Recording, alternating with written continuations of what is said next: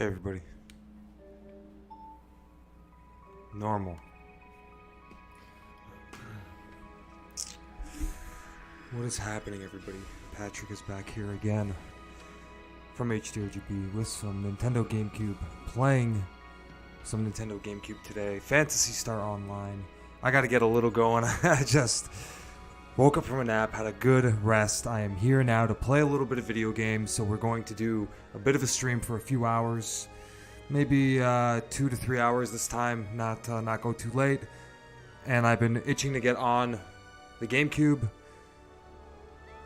I haven't played it for, I think, 2 weeks now. So 2 weeks it would be. And just different experience. Fun nevertheless. Always good playing Phantasy Star Online. If this is your first time here, we play it on Thursdays, 9 p.m. Eastern Time. And it's been going very nice consistently, but we like to change it up. So Saturdays, play around with the GameCube. Also have some games this week that I wanted to kind of play, so I'll talk about them, show them to you. And tonight we're just going to take it easy. We're going to enjoy a nice orange pico tea with a little bit of that unrefined, raw cane sugar. Cane. So thumbs up for the cane sugar, the tea, the games. We got the wireless Wavebird controller here. We're waving, we're birding. We got the bird wave. And it's always just a really cool, fun experience playing this with a wireless controller. And I know the people with the GameCube version have an easier time with that. I believe they do. But for me, it's just original hardware. This was basically the only option. There might have been like a Nyko one. I don't remember. But this is the one you want when you want a good, reliable wireless controller. The batteries last okay, but I've already had to change them after like two sessions or something. And maybe some of them were like not very good, wonky or whatever. Yeah, so we'll just push start and just jump in the lobby while I talk up a little bit of an intro storm. So welcome back, everybody. I'm glad you're with me for the ones that were here in the other video. Otherwise, if you're just tuning in for the first time, or maybe you checked out a previous video or a previous stream, thank you for coming back. Consider subscribing to the channel if you haven't already, and please give the video a like. It helps with the algorithm, helps push the video, helps the channel, helps me. Everybody is happy. And I hope you guys like the new lighting, actually. So the coloring is the same here, but I got a new light. It's actually a really good one, and I feel like it brightens everything up. It allows me to show you guys more things in a cool way. So that's awesome. I always like doing upgrades. I was so excited when I got the second camera. I got this one, and now I got double 60 frames per second. So I was super excited about that. And now I got this light, and I just feel like it's everything is just kind of coming together nicely.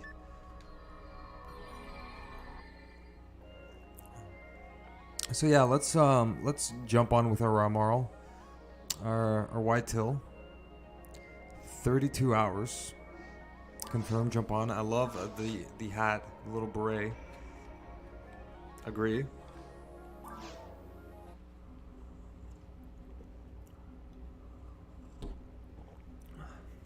Beautiful. So I'm going to put myself in the chat very shortly. But first I want to put myself in the lobby. Someone said that to me once. They're like, lobster. And I'm like, what? And they're like, lobby. And I'm like, oh. I like that. I like that. It was the lobster. Lobotomy. Ooh, maybe not that, but the lobster lobby. There's a lobster in the lobby having a lobotomy. So let's get going here. Block 1. 01 actually. Alright, so we got an update here. The wiki should have cheating's not allowed. Yes, I like that they're putting that. Screw cheating.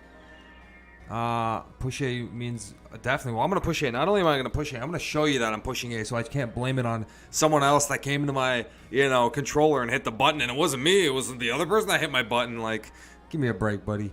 So the Eternal is live. Let's get it. That's what's happening. Beautiful, beautiful what's going on here. So just glad to be here. Glad to be in the Lobster, having a cup of tea, talking about the GameCube and Sega. So even though we're playing the GameCube, we're still technically playing Sega. We're playing the Sega game, Phantasy Star, the Sega console. This is all just beautiful Sega stuff. And Jesus, beautiful. That's it. What is up with the players online? I heard, yeah, somebody here is talking about a tragedy. Tragedies are no good. I hope nobody got affected by that kind of stuff. But the truth is, they did.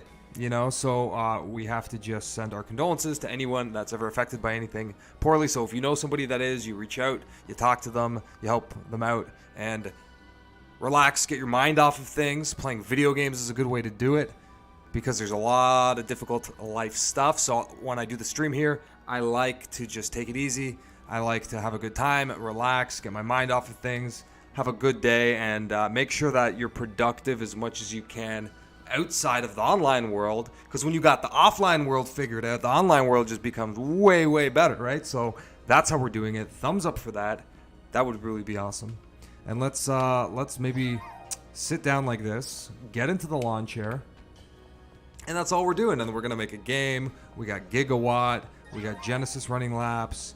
What is up, everybody? We got everybody. Knights, of course. Sweet, there's a keyboard. There's a link. Yeah, that's awesome. We got a keyboard. I don't even have a keyboard here. The kind of like, it would be nice, of course, and if I had the opportunity to get one, I would. But for one game, and you know, whatever. I like that. I get to play the game with a lot of people that watch the stream, so it works really well that way. So let's make some adjustments, some minor adjustments.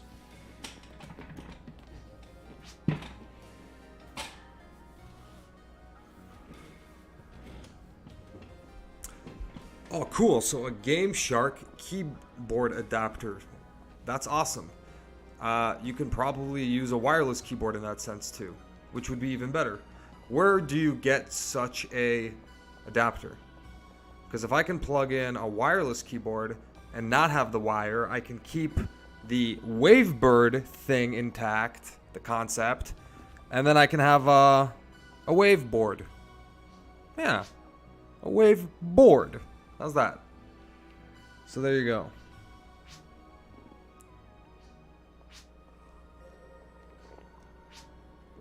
Interesting. So maybe I will look that up and we'll see what is happening with that.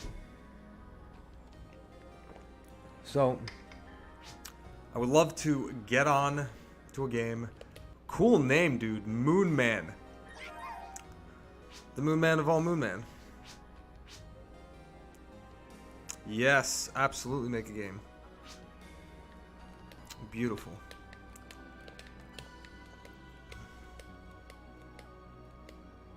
So level 53.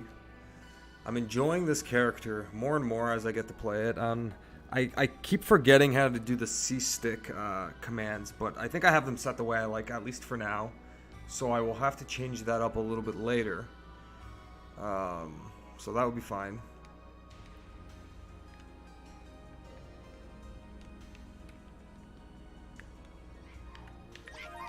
Sweet.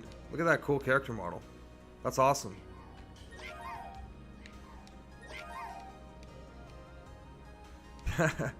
It's so funny just like rolling around in this thing.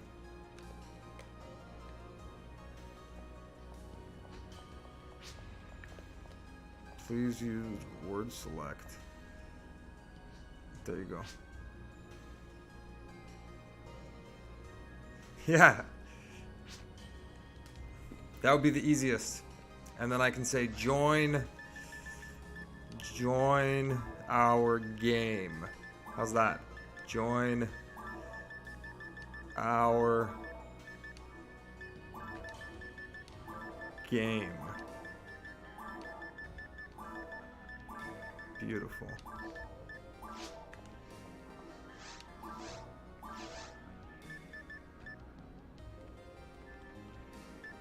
Beautiful. Look at, there's all these people here. Thanks for making a game, guys. That's awesome. So I logged on. We got some people making a game. Thank you very much. I like how we can coordinate that. It makes it fun for the stream. Really fun for me doing this thing when I got some cool people to play with. And there's so many wonderful Phantasy Star Online players to play with. So it's nice to have different days and abilities to do that. So let's thank everybody. So thank you guys. Everyone deserves a nice thanks. I want to get some lobby, sorry, not lobby music, shop music, of course. And then I'm going to add myself to the chat. So we're going to get that done. But we need that good old-fashioned shop music.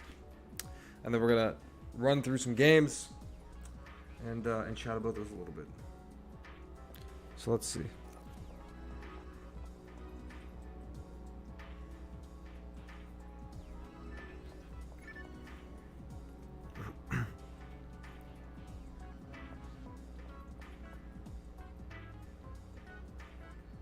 Sweet. All right.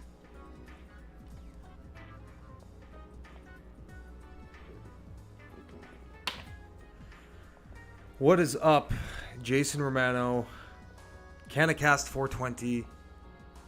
First, last. All the players in the game. What is up, everybody? Everybody else watching now in the present, later on in the future, and later on in the future. Thank you very much. Make sure you subscribe if you haven't already to just check out the cool streams. And yeah, oh shit. GameCube PSO time. Yes, so I have a GameCube. I really like the GameCube. I have the ability to get online with it, and a very easy time just connecting everything to my router. So I thought, why not? You know, I can get online. And I got real games. So I was playing some Phantasy Star Online portable. Sorry, not portable. Episode 3 card battle. And I'll try to leave a little thing above there if you want to check out that video. Oh shit, I want to see how it looks with the new light. So yeah, I have this, and real fun time. So the fact that I can get online and play it, I thought, why not? Cool game. So just another day, another stream. What do we got going on? Dreamcast for life is true. So I actually just got the Dream Pie today. I just basically flashed the Dream Pie image on the SD card. So I just did that, and then the line voltage adapter came in. Sorry, not line voltage adapter, the fax modem with the built-in line voltage adapter. So I'll talk about that when I play it. But Dream Pie is in, so I had that. But I just didn't want to go and screwing around with it. And I like to only play the Dreamcast PSO on Thursdays. I don't want to oversaturate that, and I just sort of like how that's going. So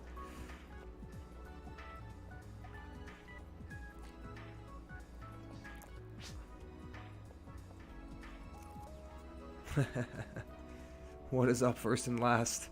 That's it. New light looks really good. Yeah. I think it looks better as well. I mean, it was much more expensive, so that is yeah, that's really nice. So perfect. And then in terms of like playing GameCube and Sega stuff, well, there's another game. So one of my favorite things about the GameCube is the plethora of not just first-party titles, which was the problem the Nintendo 64 had. Well, problem depending on what you're talking about, but it would have been nice to have way more third-party developers. They didn't. Nintendo made most of their in-house stuff, and then a few small, developers, like really good ones, obviously, we know them. But on the GameCube, they kind of had way more developers, and Sega, had to put their games somewhere, so they put them on Xbox, they put some on PS2, but mostly, GameCube and Xbox got them. So the fact that I got the Sonic Gems collection, yeah, sure, it didn't come out on Dreamcast. Well, Dreamcast wasn't around then. I think this came out in 2002 or 3, probably 3. Maybe even 4. I don't think so, though. And I think it's one of the only releases that has Sonic CD on it. You know, and I own a copy of Sonic CD for the Sega CD, but having this thing I think is pretty darn cool. So yeah, just another thing. And then this isn't Sega, but we were talking about Medal of Honor, so I went ahead and I got myself a copy of Medal of Honor Frontline, which appears to kind of continue on Medal of Honor Allied Assault, or it's like a same type of game but the console version, because the opening stage is the same, or the same. It's in the beaches of Normandy. So I was a big fan of Allied Assault for the PC. That was like, I mean, I played Counter-Strike, Quake, Unreal Tournament, and I played Medal of Honor Allied Assault. Those are the games. And then later Call of Duty, but before Call of Duty it was Medal of Honor Allied Assault. So getting Frontline, I grabbed this online for not a lot of money. These are not expensive games. Didn't have it, so real happy. And then that's why GameCube, because I can, I play on it. Though I will say, not all the games run in 480p progressive, whereas most Dreamcast games do. If not, I don't want to say all, but a lot of them do. So playing this in interlaced on the stream, it kind of is like jaggedy. So I don't know if I'm going to stream this game, but I'm definitely going to play it on my own. And I imagine there'll be no trouble with 480p when you deal with Sega, because Sega knew how to get those fucking colors popping. Let's have some tea.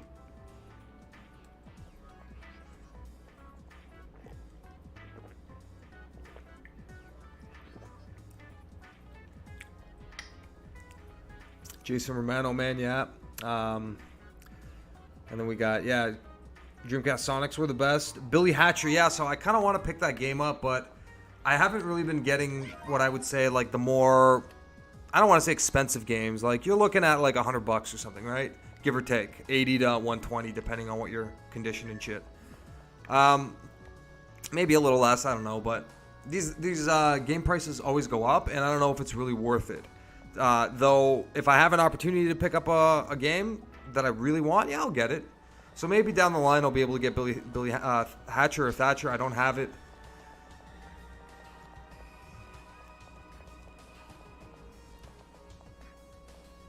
So anyways, let's, I guess we're going to Forest, or wherever we're going. Wherever we're going, we will go, and I love bursting through. There's a few other good Sega games on, I don't want to, like, be impulsive and, like, or, like, OCD about it and say, like, I want to get every Sega game on these consoles that I have. Because, I'm not going to get every Sega game for a Sega Dreamcast. I'm not interested in complete sets, or if I happen to, like, love the system so much and I get all the games and I'm like, oh shit, I have a complete set. That's different, like, if you do it by accident. But to, like, meticulously sit there and track it out, not my thing. So, yeah, I commend anyone who has the energy and time to do that. But, if I like the game, yeah, I'll get it. And I don't know, maybe I gotta just play Thatcher and see. I've never ever played that game.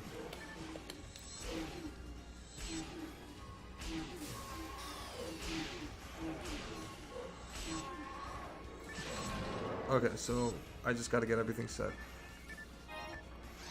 And then we gotta feed the mag something. So the mag needs Dex and power, I think.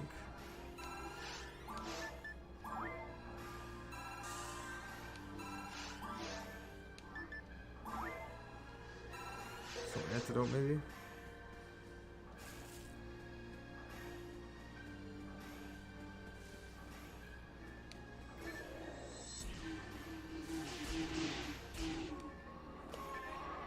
Yeah, let's see how this goes. Medal of Honor Frontline was a very great game. Oh, cool, man. Yeah. Yeah, I think, like, correct me if I'm wrong, but I think it's like the PC or the console version of the PC game, at least for the opening stages it was. And again, really wish it had progressive scan. I don't want to sound like a snob, you know, or like, oh, I'm hdrgb, so like it's a make it or break it scenario. It's not, but I do, you know, there is a difference when you, for example, stream it, or even when you just see it, especially when you're using like a really modern TV. Like it really finely picks out all the imperfections. And yeah, you always want to go with a progressive screen image if you can. So it's unfortunate that I can't hold B, you know, on the controller like I would in the beginning where it gave me this option. And the first thing is if I run in progressive, yeah, the viewer will say, hey man, it's running in interlaced. And you're like, oh, gotta change it. So I wouldn't want to do that to the viewer with like the jagged fucking image giving you all wobbly eye and whatever. So I almost have to test the games to make sure they're 480p compatible before I even decide to stream them. At least like that's kind of what I feel like it should be. Just for like, you know, quality control. I can't stream them all. And whatever, I don't have to be bent about playing a game or streaming a game. And I'm sure there's ways around that too, but I don't want to overcomplicate my setup. Like I have it a certain way. I accept 480p. It comes out looking really nice. I don't really deal with higher resolutions than that. I think Xbox did 720. Did it? Maybe even 1080i some games? I don't know. But again, interlaced. I'd rather have 720 progressive than 1080 interlaced any day. Yeah, there's no comparison. But 1080p? Oh, yeah, of course. You know, that's why people are all like crazy about 4K. But yeah, 4K is it's going to be a while before everything is like that, and probably might not ever be, because 4K takes a lot of memory. So people are just going to shoot like 1080p and 720p are so like almost perfected that those videos are never going to look antiquated really. Well, I mean maybe slightly, but not that much, you know, moving into the future. Like you can look back 20 or 30 years and be like, huh, I wonder what year this is from. Like it doesn't look like it's 30 years ago. Well, maybe by like what the people are wearing and all. But I think you get what I'm saying. They're pretty advanced and high definition, of course, right? It's just that data size. Unless we find a way to like transmit data over the internet like way quicker for like the average Joe on an average file. Otherwise, yeah, it's gonna be a while.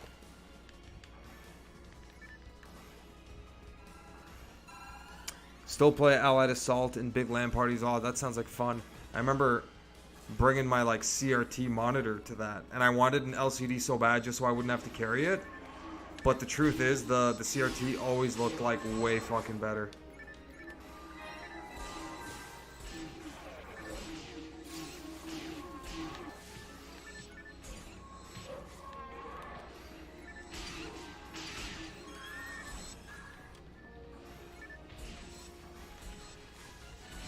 Sweet. Yeah, GameCube prices. Yeah, I think all retro games are up there. That's why I don't buy so much. But I mean, that's not entirely true. Like, I buy PSP games now, to be honest, because I can pick up a PSP game anywhere between like $10 and $20. And like the really good ones, I don't know, even that price or 20 to 30 bucks. And then obviously it has its like rare games. You can spend like $100 for like a retro game on like the GameCube or the Dreamcast or something isn't obscene, but it's still a lot to pay in today's day and age, you know, for used games. And so like I feel like those things have a ceiling, a wall, I guess. But I don't know, man. As long as there's collectors, they'll get them. So I like picking up cheaper games right now. You know, when people zig, you zag, kind of thing. And then in like X amount of years, your stuff is going to be more money. If you look at it that way, like I don't care about so much what it's worth. I just care about what I pay. Yeah, because I don't really resell my games. I mean, I do some, like the ones I like might be worth something, and I'm never gonna play them. Then yeah, okay. You can flip it, sell this one, and then buy like 4 or 5 of these, and then not have to pay for it out of pocket. You know.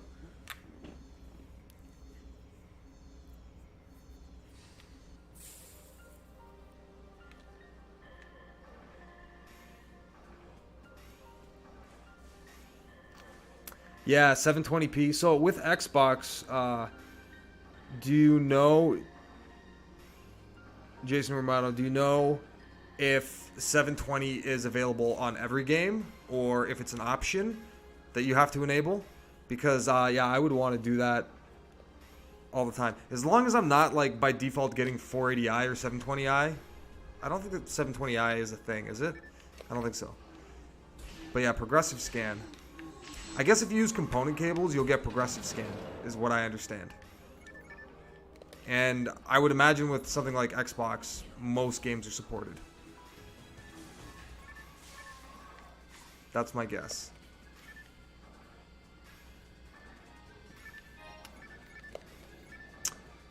Also, very cool that we have a full game, so thanks a lot for that. Thumbs up for that again, for the Sega players, the GameCube players. We love them all. We love them both. I just love the real hardware. Man, if I can get the PS2 games online, I'd be streaming PS2 right now as well. If I can do it with the original Xbox, I'd be doing that. And I want to get an original Xbox. I've never had one. I mean, I don't really want one because I have an Xbox One, like a 1S. It's not even the 1X. And with the backwards compatibility thing, man, I have a shelf of OG and 360 Xbox games. So I don't really need it. But just out of like weird interest, I wouldn't mind getting the Xbox. But the reason I'm not is the same reason I don't want to get a CRT, is the fucking size of those things. The Xbox must be the biggest system in the history of systems. Okay, maybe I'm exaggerating, but it's fucking huge. They put like a fucking Pentium 5 in there or something. I don't know what the fuck they put in there. They're like, here's a computer, put an X on it, black box, Xbox. Done. It's like done deal, man. Love it. You know, put a fucking pretty decent graphics card, probably whatever was like top of the line at the time. And then there you go. Oh shit, did we disconnect? Oh, that's not good. At least we get to save. Huh. Alright, I don't know. There's your disconnect.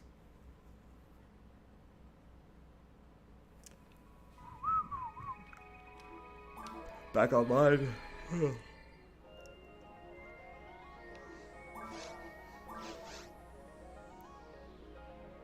PSP games can be still played online. Can PSP games be played online without using that like PS3 download some program method?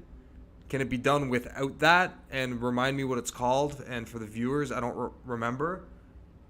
Or I think I read it once and I'm like, okay, that's the name. And then, you know, I forever forgot. I've never used the service. So I was curious about that.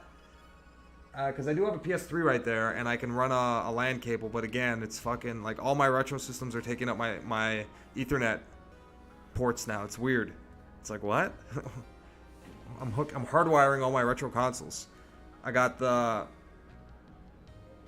GameCube, the Dreamcast, and now with the Dream Pi, I got 2 Dreamcasts hooked up. Because I'm not going to like alternate between the broadband adapter and the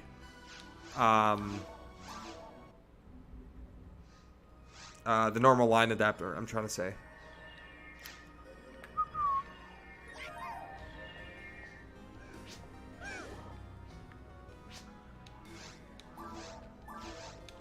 Beautiful. So we jump back in the game. Yeah, line disconnected. Not sure what that was about.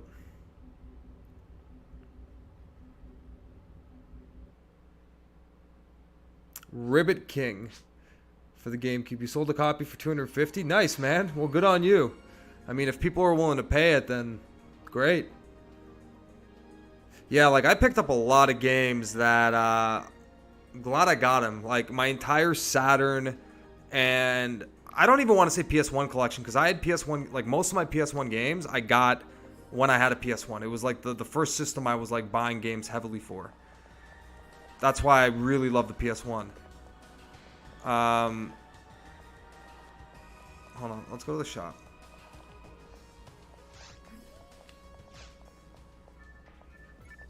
But my Saturn, that kind of stuff, that was like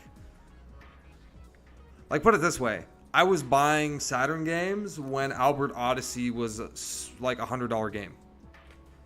That was a long time ago. Or when Magic Knight Rayearth was like, yeah, the price you just sold Rabbit King for, around $250.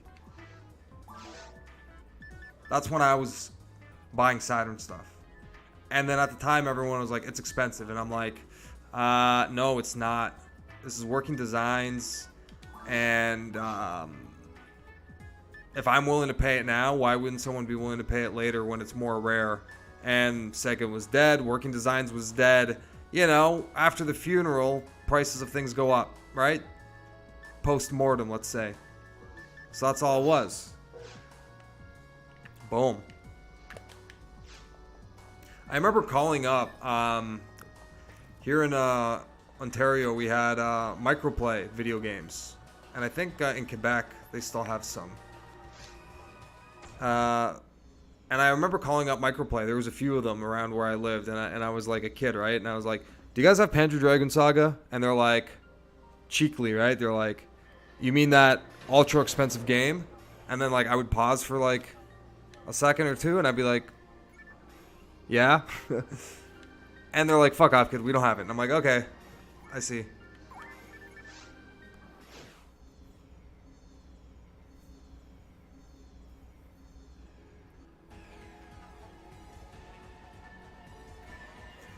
Three or 4 dozen that could do 720. Yeah, I like that. I like that because at least you get like a few pickings, and that's pretty intense signal.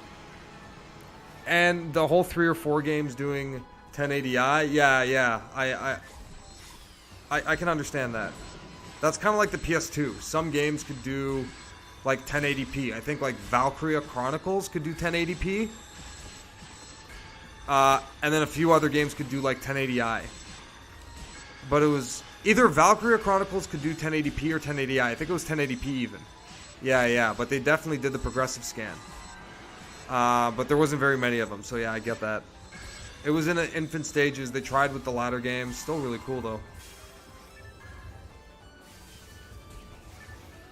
I kind of want to play the Zodiac Age on an original PS2 at a novelty. But I want to play the International Edition, the one that we got for PS4. Or definitive, whatever the fuck they called it.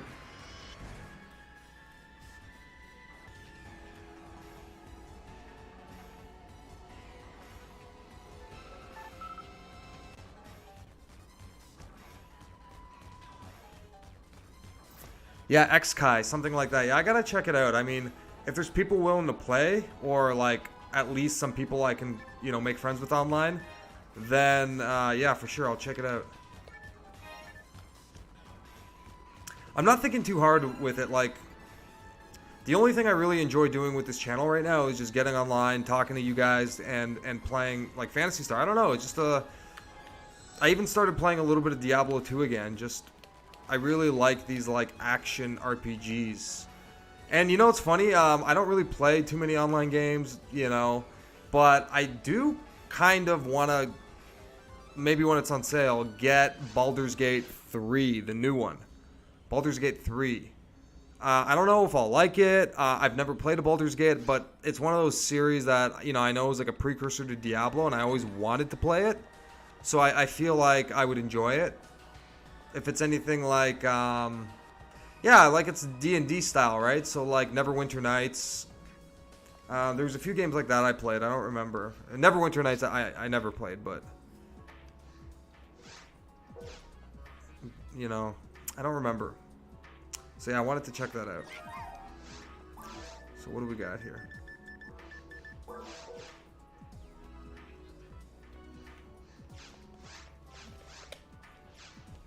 Yeah, so I keep forgetting that you can do the Z button. So do the Z button, item, use that, sweet. Yeah, we got a few things we can sell. What does this beam do? It's a good rifle, eh? Dragon frame. The Justice gun I can sell, I think.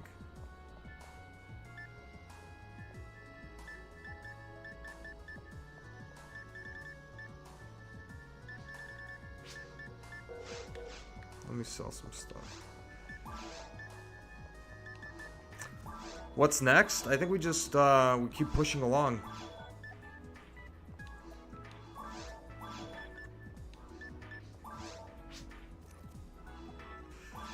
Yeah, we'll get someone to come back after, so I think that's cool. Sweet.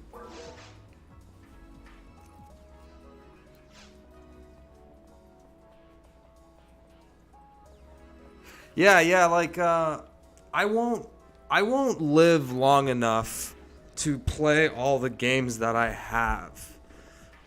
So part of simplifying the menu, so to speak, on like what I play on the stream and all that is you don't want to get stale and play the same game, but as long as I'm having fun and the game is dynamic like Phantasy Star Online is to me, I haven't gotten bored from playing this for a year, and I do it because I enjoy the game and doing the stream is fun. It never feels like a chore to me to do, but the times where I've kind of diversified with the games, it kind of did feel that way because I was like, well, part of it was like see what sticks, and then the other part of it is like how much can I do this before I don't want to do it anymore.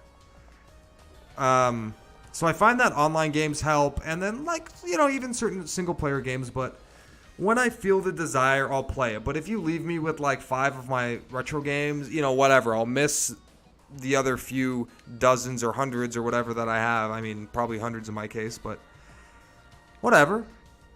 You know, it's not a big deal. Like, I'd keep Phantasy Star Online. You know, I'd keep, I don't know, like a Street Fighter I'd keep probably. Maybe the one on the 3DO. That version is like my favorite version. What else would I wouldn't keep like Final Fantasy VII, even though it's, yes, I fall into the camp of like cliche favorite RPGs, but it really was the first one that I played. And like put time into and bought and beat and, you know, all that stuff. But I wouldn't bring it with me because like I don't think I'd have the same nostalgia or enjoyment now that I did back then. But Street Fighter and Phantasy Star Online, beautiful. You can just play it all the time. What else would I take with me? That's actually a good question. What are some of your, maybe I'll ask you guys, answer in the chat box or in the comments below. I'm curious if anyone catches this down the line of watching this video. I know it's going to be a few hour long video. What would your top 5 be? So, you know what? Maybe I would take Shenmue there as well. Just because I can play Shenmue like once a year, even though I don't. I can see myself and not being bored of it. Or like, can I take both Shenmues? It's whatever. It's my hypothetical question, so I'll take both Shenmues. Phantasy Star Online, Street Fighter on the 3DO. And I'm not talking PC games because that's too easy. It's like, give me Diablo, StarCraft, you know, like it's just. So what else would I take? 5 games, eh?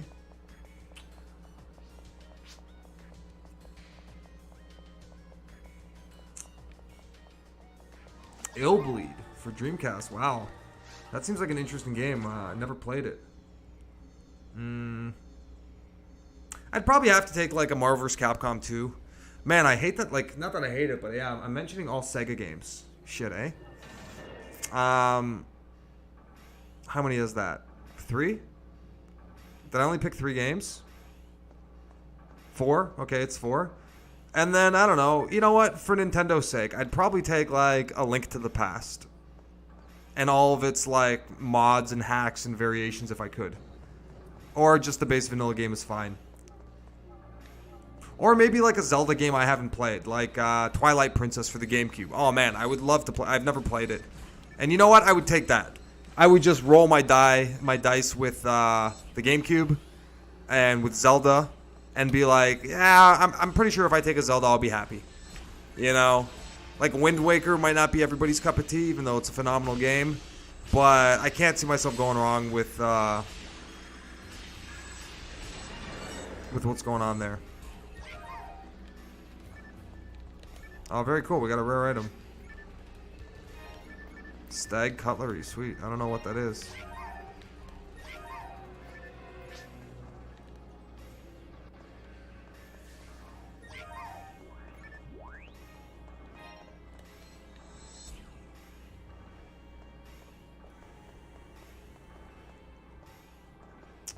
Yeah, so when you think about those retro games, everything else could be sold. Like, I really like having my Sega CD games. Hell, I even like having my Dreamcast games. But I just don't really play them. Like, I don't need to take the physical copy because it's more convenient for me. And even if you got to pay for the digital version, and not to say digital is better, I'm not trying to say that, but like it's easier for me to have an EverDrive and put like the 10 or 20 games that I want to play than have 50 to 100 physical games where I'm like, fuck, which cartridge am I going to play now? And then whenever you look at a game, you always find a reason not to play it, right? You always find a reason not to play it versus finding a reason to play it. Because if you found a reason to play it, you'd be playing video games all day. Which would be a great life if you can do that, but yeah, I don't think it's just one of those possibilities.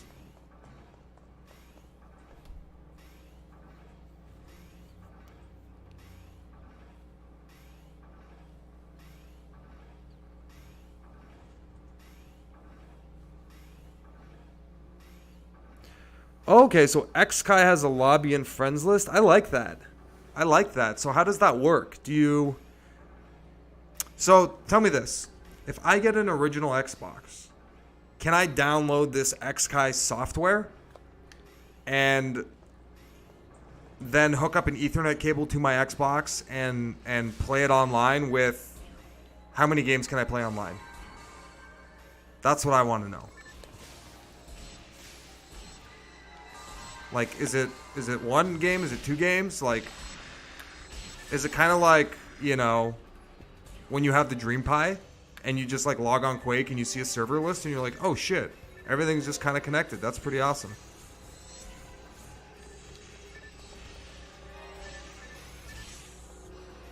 Yeah, so that's what I'm curious about.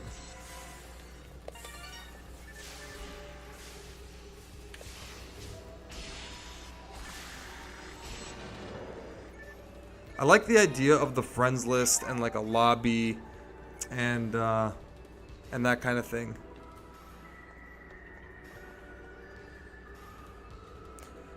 Oh, you're talking about Baldur's Gate.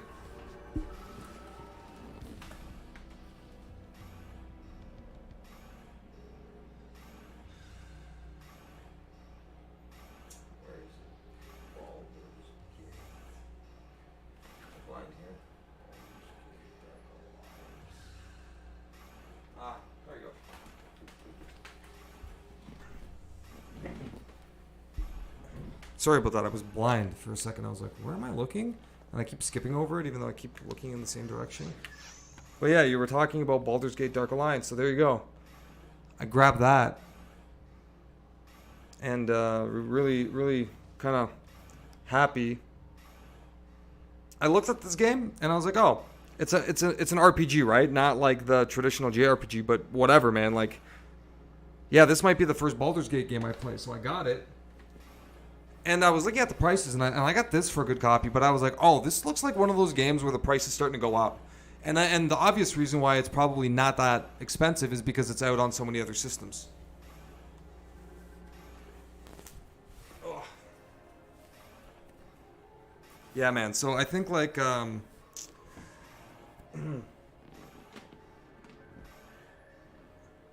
think if you can get anything you like at a good price, and that's why I got it. And I actually got that game recently, so I don't pick up GameCube games because of the price and rarity and stuff. But yeah, I enjoyed the picking it up for that price. There we go. Now we're back to normal. I was like, what's off with this?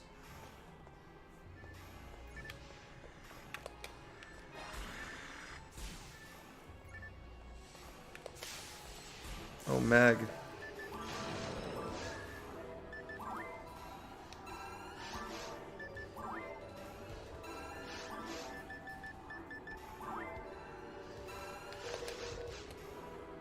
Beautiful.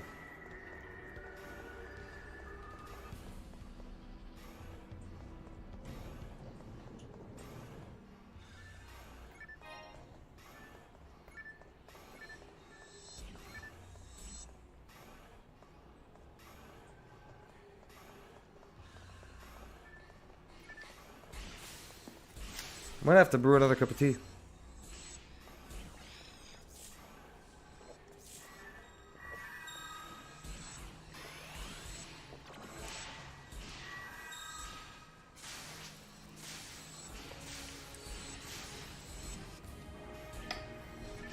Thanks, Jason, for the rundown on that. So I need XKai on my PC. I'll try doing something like that with the PSP or the something like that or whatever. But that's pretty cool, man. So interesting. So you can legit play like any game. There's a few Sega games I want to get, like Otogi and Gun Valkyrie. So man, that shit is the kind of stuff I want to be playing. My buddy has got an Xbox that he's not using, so I was like, yeah, I've always wanted one, and he's like, sure, man, I'll bring it over. I'm like, all right, wicked. So maybe I'll get the original Xbox going, and I wouldn't mind streaming. I just want to stream cool games I like, and if it's made by Sega, I kind of prioritize it because Sega was one of the first developers I really, really liked. So yeah, shit, that's pretty good. Long time no see. What is up, Gen 6 Gamer? You were doing your thing earlier. I saw doing your stream. Streaming up, down, all around. I like it. Have fun. Having fun is good. That's exactly what I'm doing right now. Just thought I'd get online a little bit, play a little bit of Phantasy Star, and talk about some games I have. So I'll do the recap for you and someone else that maybe hadn't seen it. So I got Baldur's Gate Dark Alliance was one that I wanted to play recently. So I picked that up not too long ago. We're talking about Medal of Honor Frontline. These are like lesser, maybe talked about GameCube games, but nevertheless games I liked. We got the Sonic collections since we're all Dreamcast fans. And we got a lot of division amongst GameCube and, you know, Sega players, but fuck that. You gotta love them both. And then, of course, you and I and other cool people online play Phantasy Star Online, Episode 3, Card Battle. We're battling, we're casting cards, we're doing magic. We're doing the things that need to be done, especially online. So I hope everybody drops a like and a thumbs up for that. Let's see.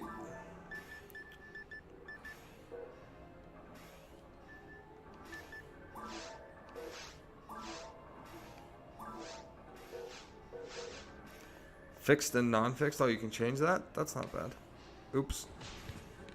I don't know why I decided to walk right into that.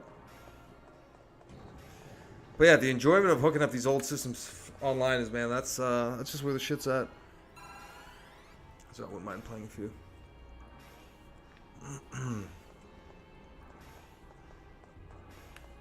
Yeah, I like anything that is retro enough and I can like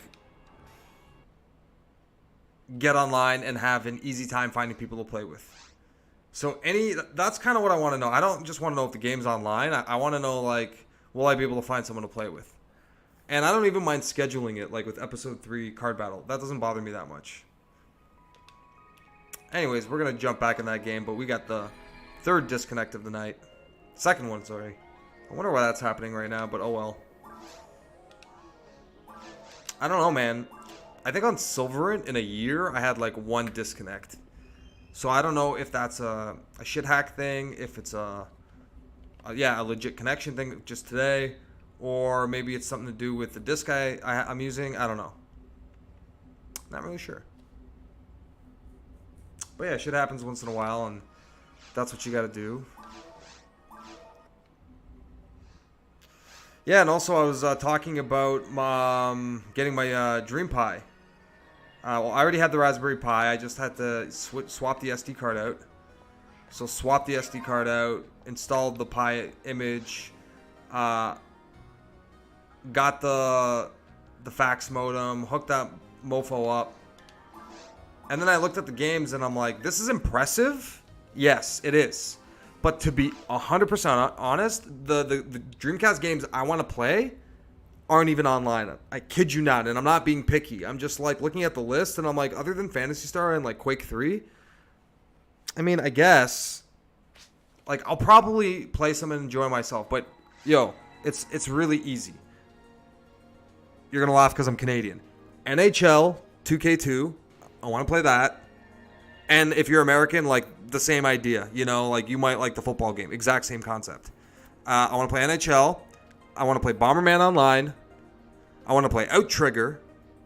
And I want to play Unreal Tournament. Badly. Exclamation mark. And unfortunately, those games aren't online, so I hope that whoever does all this, I don't need to tell them, hey bro, you know, I'd really like it if you can work on the game. They know. Trust me, they probably know, right? And I'm sure they'll eventually get it and make us happy. So, very, very cool if that does occur. But these are probably like 1 or 2 people teams that work on it in their part-time and they don't get paid. So, whatever. It'll happen when it happens. But the fact that they got almost everything online makes me optimistic. And it makes me optimistic because when you go on the Dreamcast, the dude that runs the Dreamcast online or live site, there's a section that shows the online games, the offline games, and the work in progress games. And there's a few under the work in progress, but the fact that they're listing the offline games tells me that they have some intent on getting them online. Like they probably have this like nerd addiction, which I would definitely have if I was doing what they were doing, which is like, let me see if I can get all these online. That's pretty fucking cool. Yeah, I think that's pretty fucking dope. Come on, baby. Unreal Tournament, Dreamcast. Oh, I would get a fucking keyboard and mouse for that any day. That's the type of shit I want to be playing. Dark Alliance is good shit. You know, maybe I'll do a stream on that. That's a game I would love to play. Because if it's like Diablo style, man, yeah, hell yeah. And you guys like RPGs, and a lot of people ask for that, so I'll get back to, boom, I'll get back to doing one of those.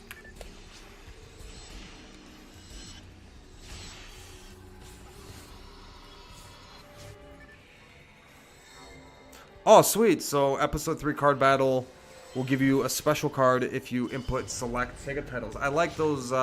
Would that be... sorry, I'm not good with the lingo. Is that like an Easter egg? I think it is, right? Yeah, stuff like that. That's pretty cool.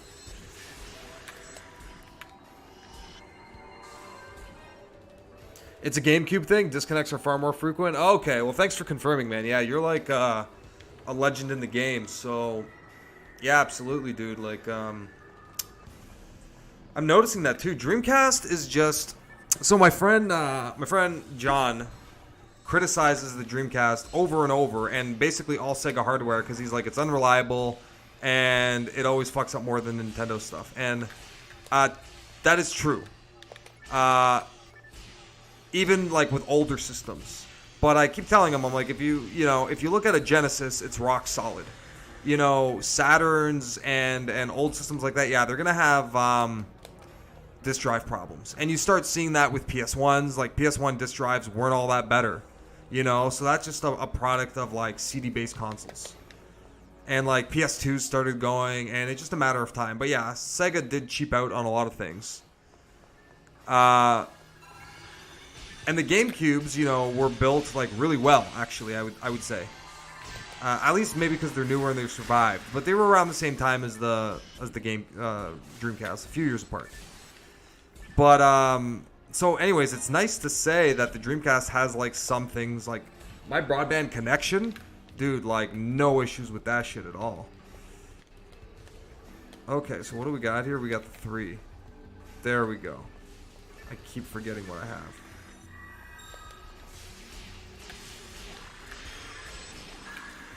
Yeah, I enjoy playing this game in general, and I can tell you if I can stream the Xbox version, I would. I would just have a triple setup. And maybe I'd alternate between consoles or something. But yeah, you guys definitely check me out Thursdays 9 p.m. for the Dreamcast stream. That is the consistent one. And I like the community of people here that watch the game, make their own content. You know, everyone is cool with each other. They watch each other's stuff. Playing each other's games. Like I'm seeing one of our viewers here, Woolhat. He's everywhere, man. You know, and that's really cool. Always friendly, always happy to play Phantasy Star. Phantasy Star's a great game. And we're all just trying to enjoy like a cool game because This game doesn't feel old, man. Like, listen, if they dropped a remaster on the Switch and put it back online, man, many people would be buying and playing, right? We probably all would. But there would be a lot of us still playing on the original Dreamcast on private servers. So for sure. And to be honest, I actually don't even want them to bring this game back because I enjoy it the way we have it right now. In this like reincarnated zombie state almost. I don't even want to say zombie anymore. It's very much like a growing tree, like a Gaia type thing. The power of the Dreamcast. We dream, they cast.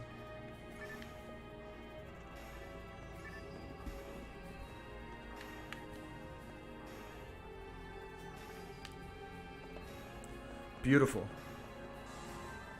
So thank you everybody for joining me on this spot stream. You guys know I do occasional Saturdays. It's usually bi-weekly, but occasionally I will do it every week, and the time is sort of around this time, is whatever.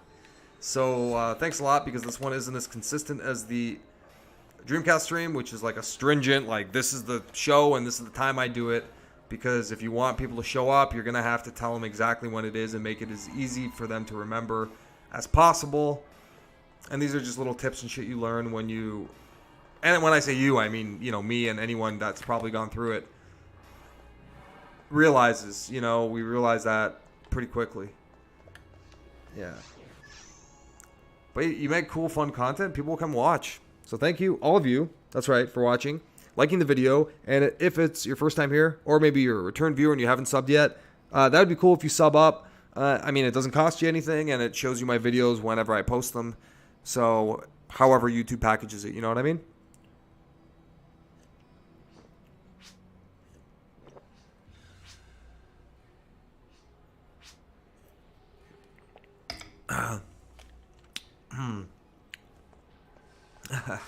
What was that? I'm scared at my house? Well, it's probably nothing. So don't worry, dude. Probably nothing, or probably something. Whenever I hear fucking noises, it's always like the cars on the highway. Sometimes I hear like big booms and shit. I'm like, whatever. As long as nobody's screaming for help and doesn't need my attention, then whatever. But if someone needs my help, you go and help them. You always go and help, even if you're scared. You gotta help people when in need. I would say that's an important thing to do. You have to have courage and be brave and assist those that need some sort of assistance. So that is really fucking important. Otherwise, yeah, you end up being scared of everything if you never go out and help people.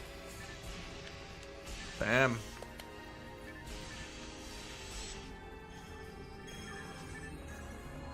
Whoa, look at the colors. Very cool. Aye.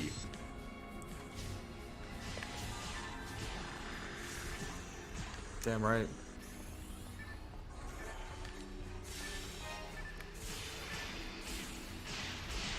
Ooh.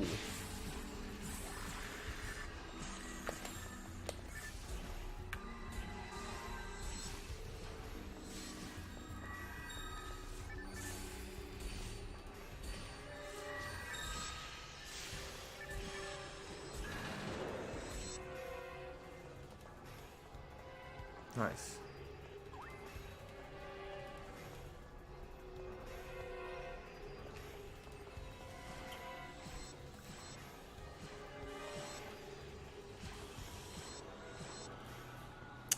Yeah, I kind of, I agree with you. I haven't really thought about it too much, but now that I'm on the topic, yeah, re-release would likely,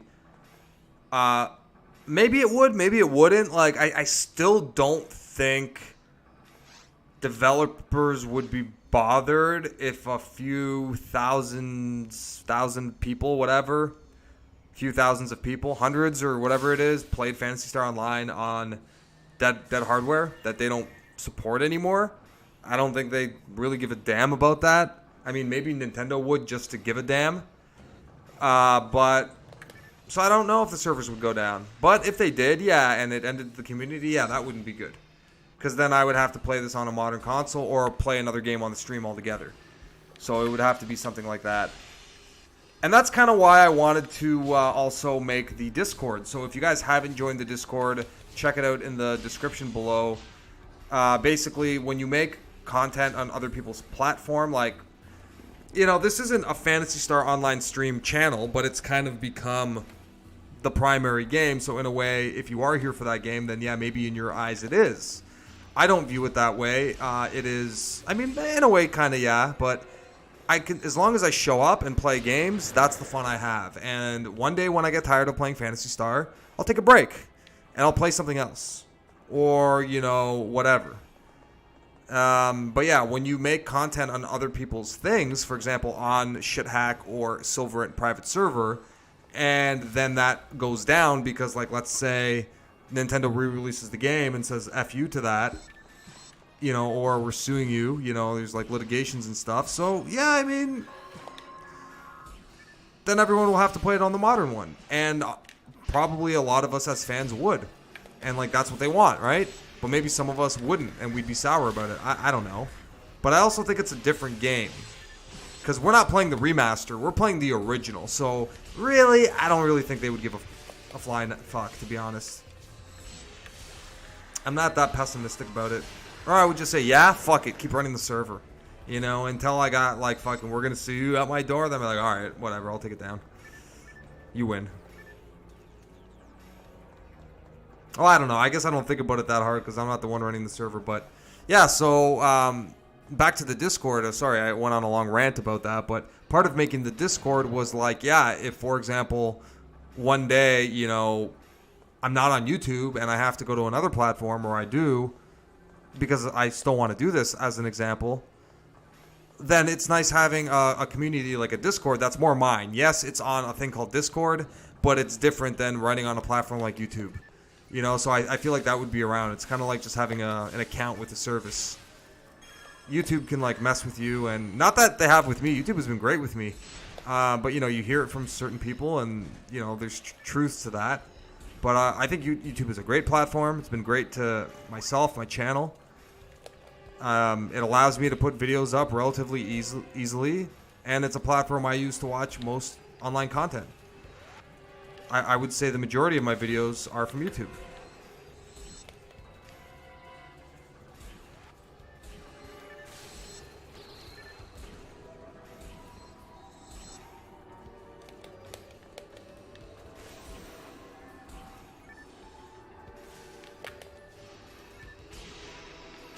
Beautiful.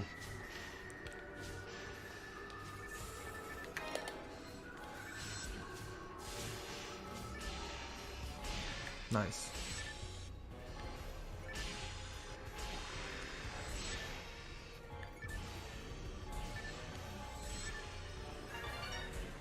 Oh, cool. Something rare. Oh, can I have that?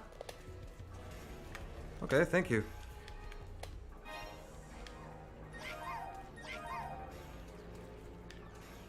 Oh, thanks, man.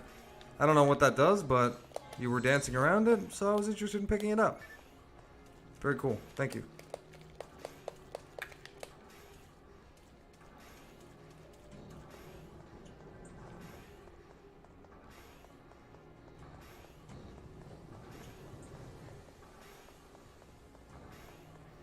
Yeah, there's such a cool cool thing with like these online games is that people want to bring them back, so there's always going to be something to play.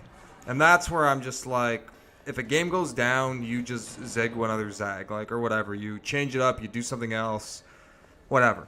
It's not a big deal.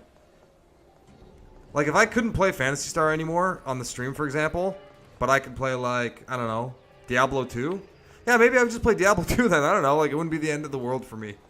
But I enjoy playing this game, and that's why I do it. And that's why I like promoting it and telling people about the private servers and all that shit.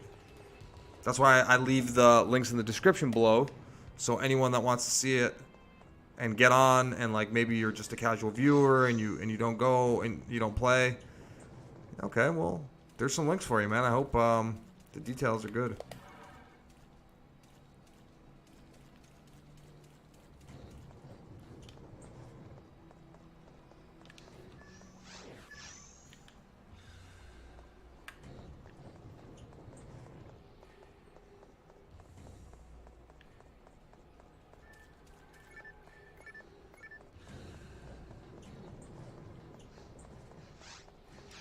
Are we doing that thing where we're gonna disconnect again?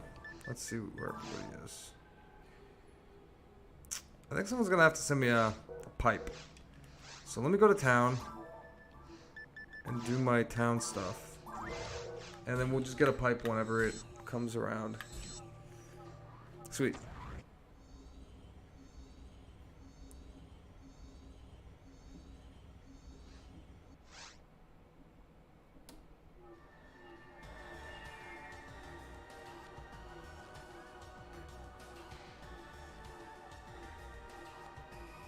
Nice. So what time we got? 10, 20. Okay, cool. So we've been playing for like a little bit of an hour. Yeah, let's keep rolling for a bit. I wouldn't mind playing a touch bit longer. Let me see. Did I want to sell anything? No, or did I just want to buy stuff? I don't even think I need to go to the shop. But I definitely want to go and get some thing to drink. Either some tea or a nice glass of water. So let me go do that. I'll pick up another monogram. Actually, I don't need one. Tri-fluid. Restore TP. I don't think I'm there yet. I think I'm still in the difluid life. Hold on, let me see what the mag wants. Anti-paralysis?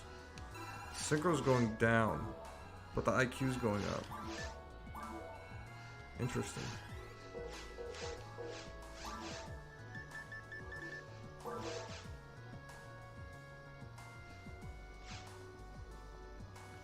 I am going to be back, ladies and gents. The few ladies that watch it, 5% of you are female. Thank you. The analytics finally corrected, and I'm like, hold on, why is it saying 100%? That doesn't make any sense. That's like, yeah, we didn't do the analytics. Here's your report. That's impossible. You know, are you telling me nobody determined their gender? So 5% of you, thank you, females, and 95% males, thank you. Maybe one day we'll have a 50-50 mix. I don't know who likes Phantasy Star, but I'm gonna get some tea. I'll be back. Give me like 3-4 minutes, maybe sooner. All right.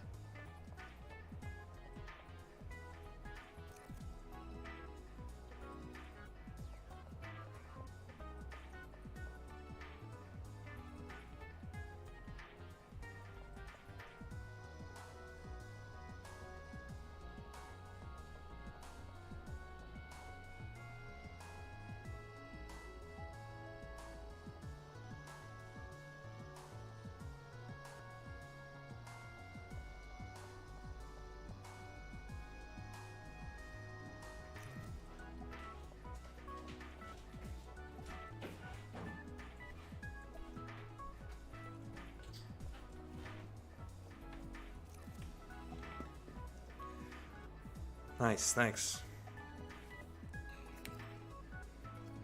So got that, what was it? It's like a buckwheat, brown rice, green tea kind of thing. Yeah, man. Smells like it tastes. Like buckwheat. I don't know. Really healthy stuff. Super nice. We're gonna let that steep with thyme and spice. Love the GameCube games we have here. So let's get comfortable. Let's get comfy. Just lean back a little bit. And let's watch a little bit of GameCube PSO here. Beautiful. So I want to turn the volume up a little bit and get myself in the zone a little more. I hope that's not too much reverb city. And I'm going to need a pipe here. I'm going to take a gamble and say that we'll go with yellow. We'll see how that goes. Been reading up on X-Link. You can play PSP online, but you need a specific Asus USB Wi-Fi dongle. Interesting. I think there's another method that isn't called X-Link. There's a method where you get a program. Maybe it is that one. I don't. The name sounds different. You get it on the PS3. You connect Ethernet to your modem or your router, and then that's about as complicated as it gets. So that's the method I remember reading about recently, but it escapes me as to what it is. Okay, so we need somebody to send me a pipe. So we are in the wrong place.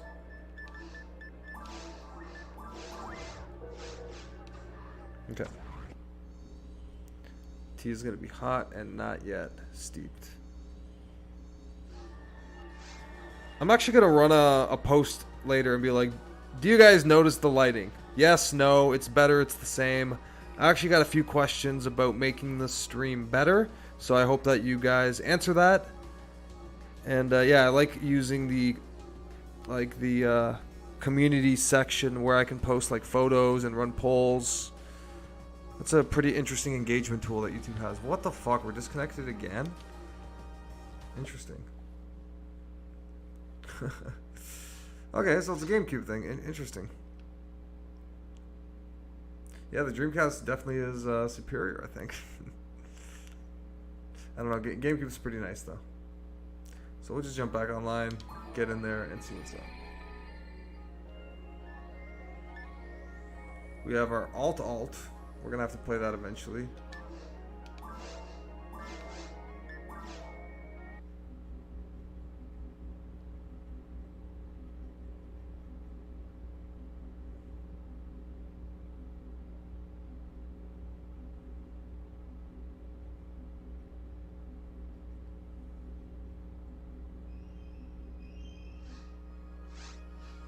Interesting.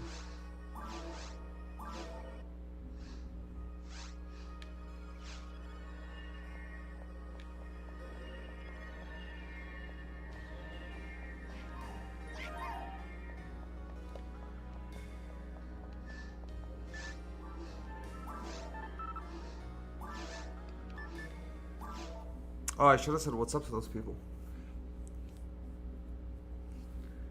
Sweet. Hey, everybody in the lobby. If you guys are watching the stream, awesome. I'll say hi, what's up after. Yeah, also when I play the PSP, PSP is just, it's really fun just playing the offline games, like whatever. I never played the PSP to play it online, though that would, again, it'd be cool if I can get that going. But just those like dungeon crawling RPGs is cool to play through. Sweet.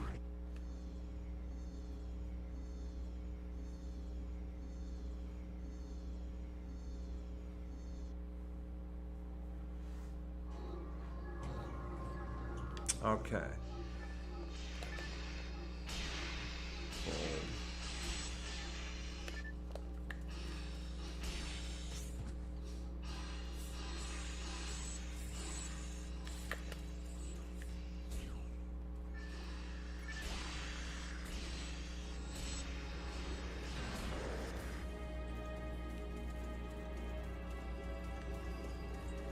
Nice.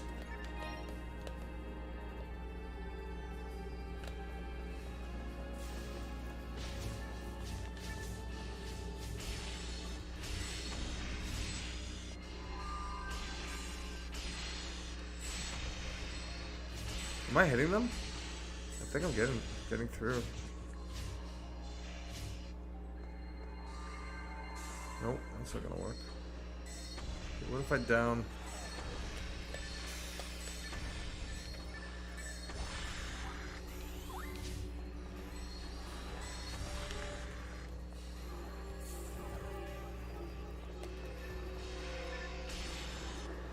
Sweet.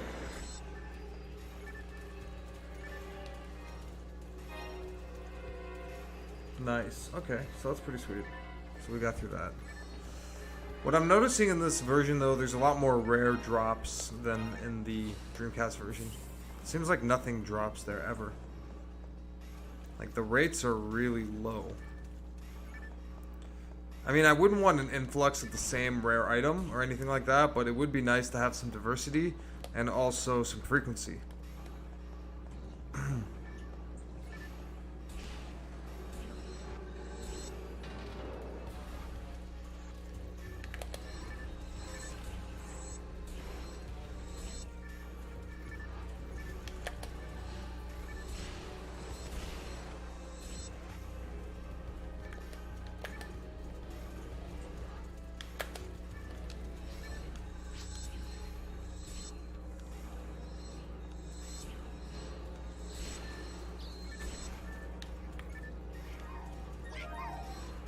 Yeah, exactly.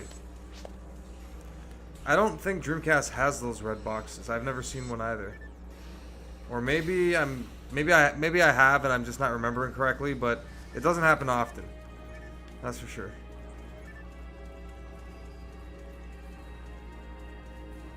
Untold Legends? Okay, cool, man.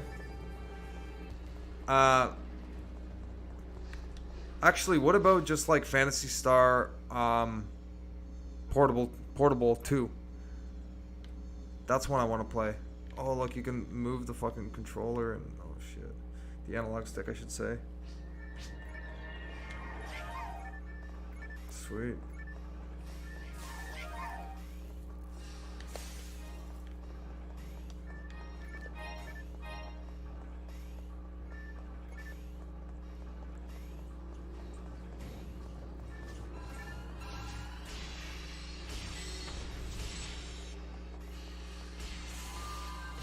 Okay.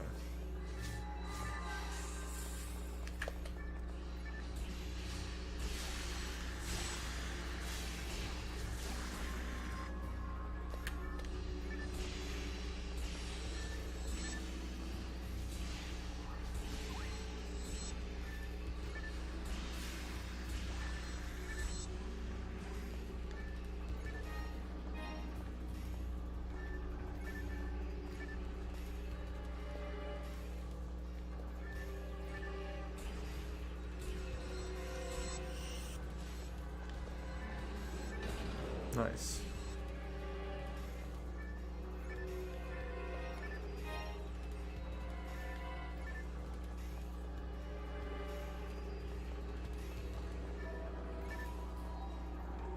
How's that barley looking? Brown rice. Barley delicious. Old Korean man tea. Yeah. It's gonna be delicious, I'll tell you that. Oop. There we go.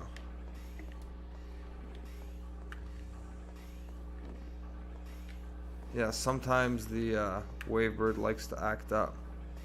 Oh no, is this gonna be another line disconnect thing? Cause look, I'm not doing anything and I'm still moving like crazy. What the hell is happening right now?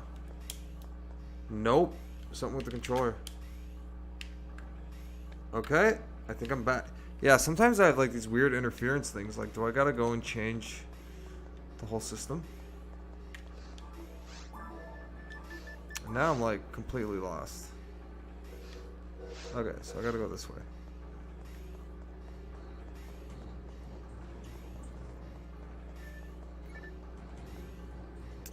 Oh, cool, man. Yeah, actually, I want to play it too. I picked up a copy of Portable 2. I want to play that. Definitely want to play some Portable 2. That's a game I'd like to get online for obvious Phantasy Star reasons, right? If we can swing that, hot dang. I think that would be pretty fucking cool. Here, let me try a different weapon here. I'm using... So what's this one again? Okay.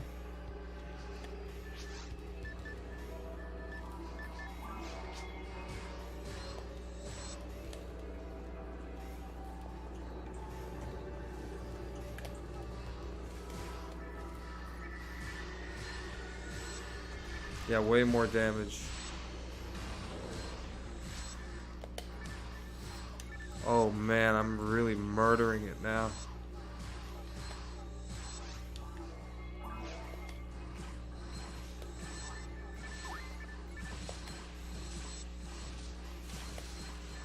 So which one is better? That one or this one?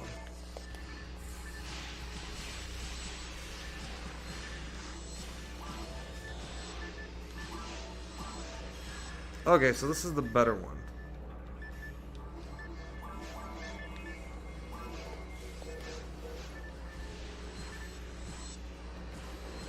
Yeah, maybe I should just use some of these on it. The mono grinders and stuff. Use that.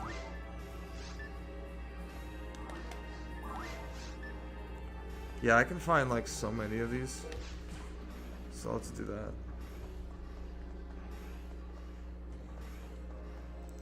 Yeah, spread's good because it just tags everything, but we'll see how this works.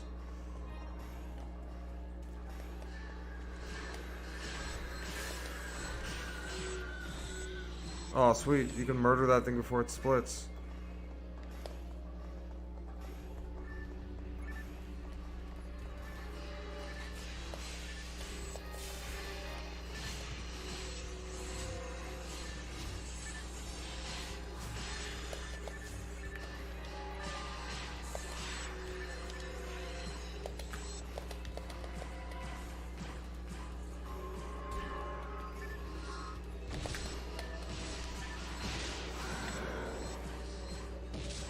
Nice.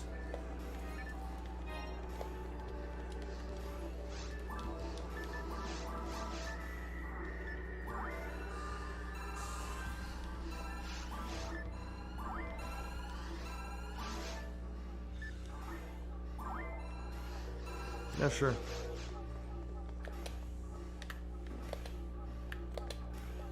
So what kind of weapon do I want to use for this guy?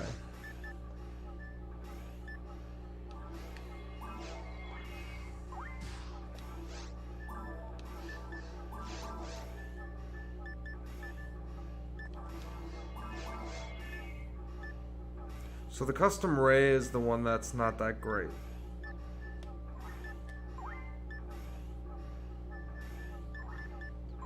Okay.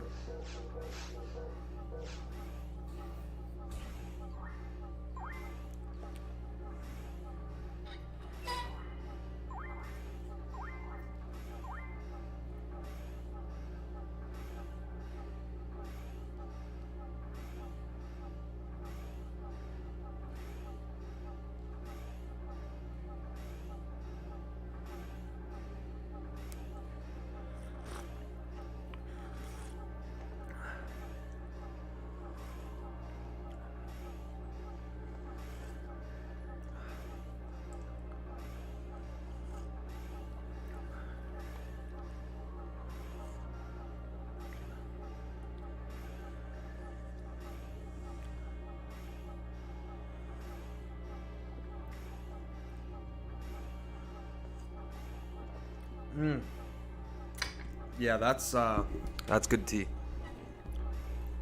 That's a good a good cup of tea. Get the blood flow going, the circulation, top level stuff. Oh man. Before I go to sleep tonight, I want to lay down. I have these mats I use, and I get a foam roller for my back, and I just go ham on that back, and you really got to stretch things out so you're not, you know, walking all hunched over and with pain. Because, yeah, men got to take care of that shit, you know? Make sure that everything is tip-top. It's impossible, but you gotta do something. So, let's go get it. Good team. Let's take care of this boss. I got the spread again. That's right. Sam Gittins, let's get it. Bam.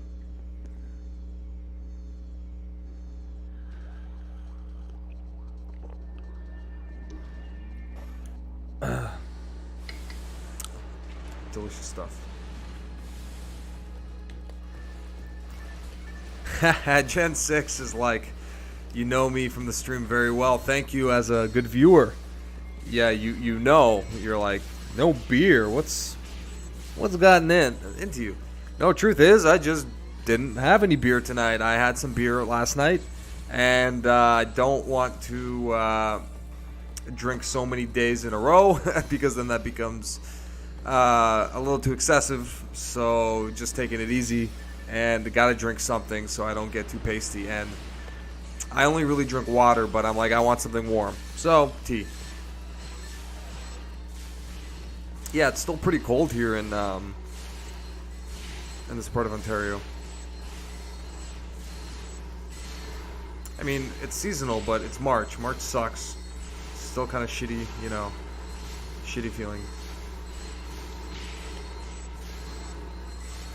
I don't think I've ever cast a super here, or else, like, at least, sorry, I don't remember getting one.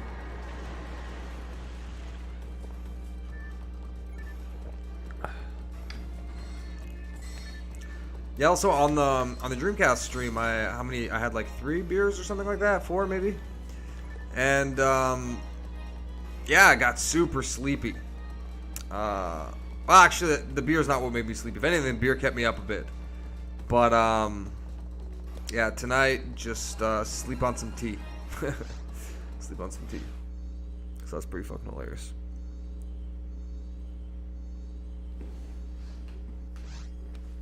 Yeah, but just, again, I don't know, for like the 3rd time, glad to have the select few that I want to play. So maybe I'll do a poll and stick to it. I still owe you guys Monster Hunter. I don't know why I ran that poll if I didn't intend on playing the game. I guess I just haven't played the PSP in a while. But I want to play some Sonic CD. I've never played Sonic CD, ever. I've always wanted to. I own the Sega CD version. I haven't gone around to ever playing it. I never really went through like a Sega CD thing. I want to get my PC Engine back up and running because I also, and you can't see them from here, I got a pretty, I don't want to say sizable collection, but a healthy, you know, 15 to 20 games that are pretty good, and like I got them and I was like, yeah, these are the ones I want to play.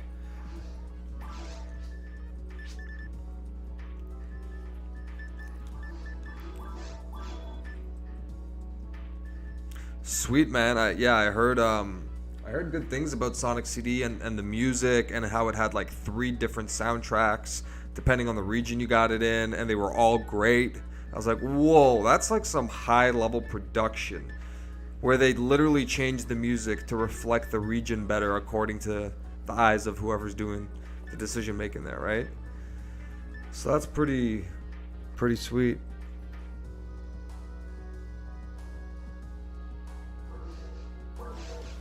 Yeah. Also, it's like, yeah, if I stream, if I do streams twice, I don't want to consume so many beers in the week. If I do the stream on Thursday, I'm like, whatever, I'll drink as much as I want. But if I'm gonna do it 2 days, either I didn't drink many on that stream and I can do it now, or yeah, hot tea would be a good bet.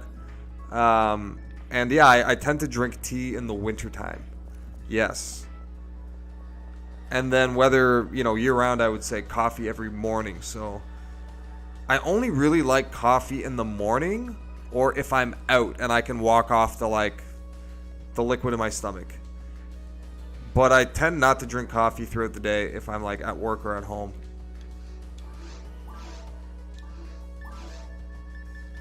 Yeah, I gotta sell that shit actually.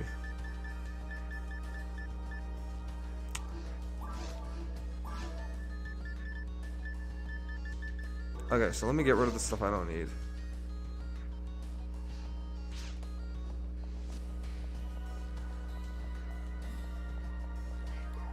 Anyone is fine, dude. I don't want to disconnect because that might happen, as we saw.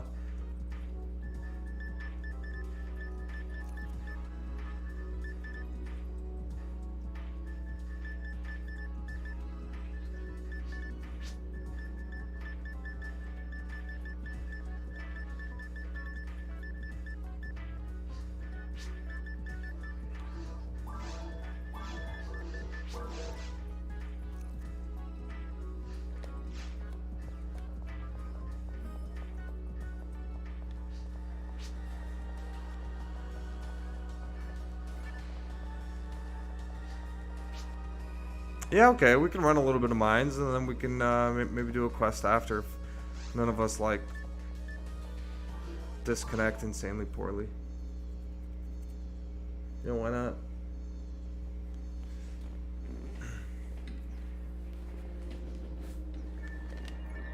Sweet, man. No, I might disconnect. I already have twice in this game. Why isn't the, Why isn't the GameCube as strong as the Dreamcast? Yeah, I use, I burnt the... I think I got my copy from... What is it? I think I got my copy from PSO Palace. And yeah, and I heavily patched it, and I just burned a mini DVD because I got a Xeno in my GameCube. So that's how I play that. And then I just use my key from... I can use it from Phantasy Star Online Portable 3. Yeah, same key. Yeah, so I got a burnt game, and then I use... Yeah, we all know what Episode 3 card battle looks like. Yeah, I just, the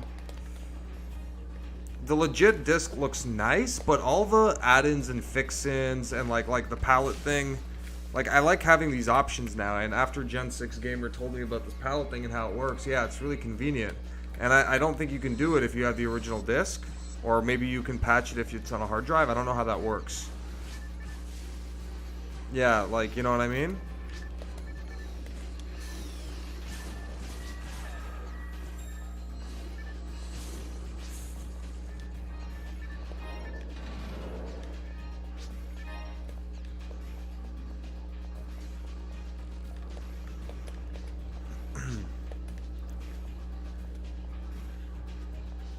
Sweet.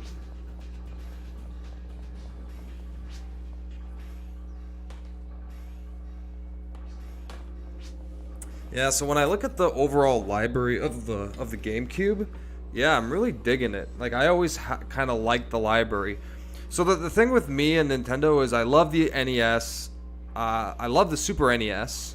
NES I loved more, but I love the Super NES. Well, I don't know if that's true. As a kid, I thought the Super NES was amazing because of Zelda. I never played the NES Zeldas. I played the SNES, Link to the Past. Which, yeah, I would have to put that on my top 5 games. So let's recap. What were my top 5, like, I don't know, Desert Island games? I would take Street Fighter 2 on the 3DO. I would take probably Shenmue. I would take Phantasy Star Online right here, assuming I can play it online. I would take Marvel vs. Capcom 2, perhaps. And you know what? I kind of want to take, like, NHL game. NHL 95 or something. But yeah, or something like that. Yeah, I'm not being cheap and picking Diablo. But yeah, I want to put Ocarina on there. Sorry, not Ocarina. I want to put Link to the Past there. Or the Game Boy Zelda. That one is awesome. But yeah, earlier I said, sorry, that I would take Twilight Princess because I've never beat it. What the fuck is it doing, this stupid thing again? I've never beat Twilight Princess. So I'm like, you can't go wrong with a Zelda game, right?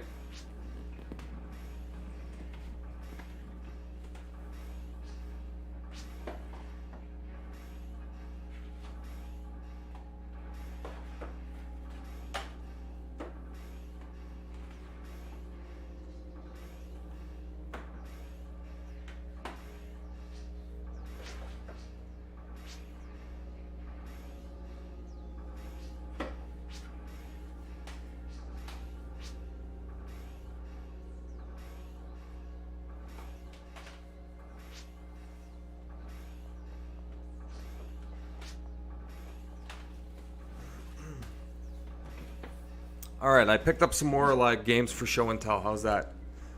I like doing that show and tell stuff. So yeah, I'm gonna make another one of those. I made that video a while back, 7 great PlayStation games. I'll do like a 7 great GameCube games.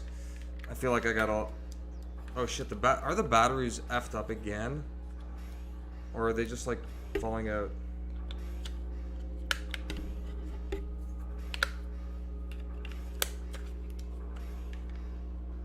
I think they might have just been like loosely connected.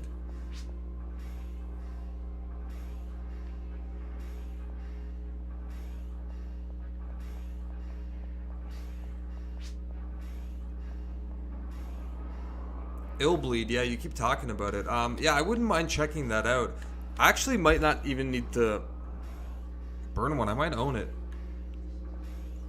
Actually, I might not. I might. I don't know. I don't think I do. But even if I don't, I would just put it on the GDEMU or the GD menu area map. Where are we at? This way.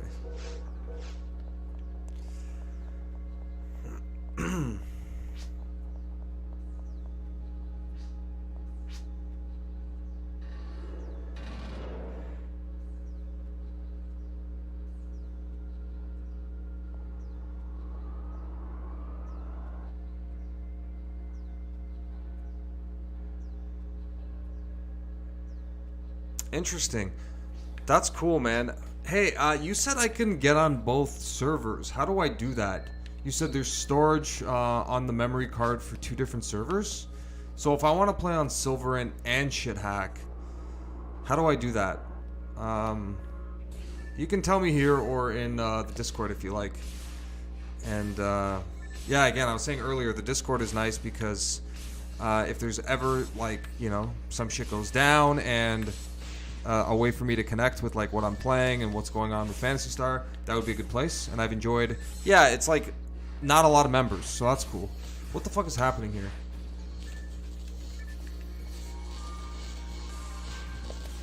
Okay, so I'm gonna need a portal, otherwise I'm gonna get squashed. Oh, I am squashed. Alright, well, good thing I had that scapegoat, and I gotta get the fuck out of here. Okay, I'm fucked. I gotta get the fuck out of here. Run around, and then get the fuck out of here. Beautiful. I gotta heal up. And I got a buff. Oh, sweet. Thanks, dude.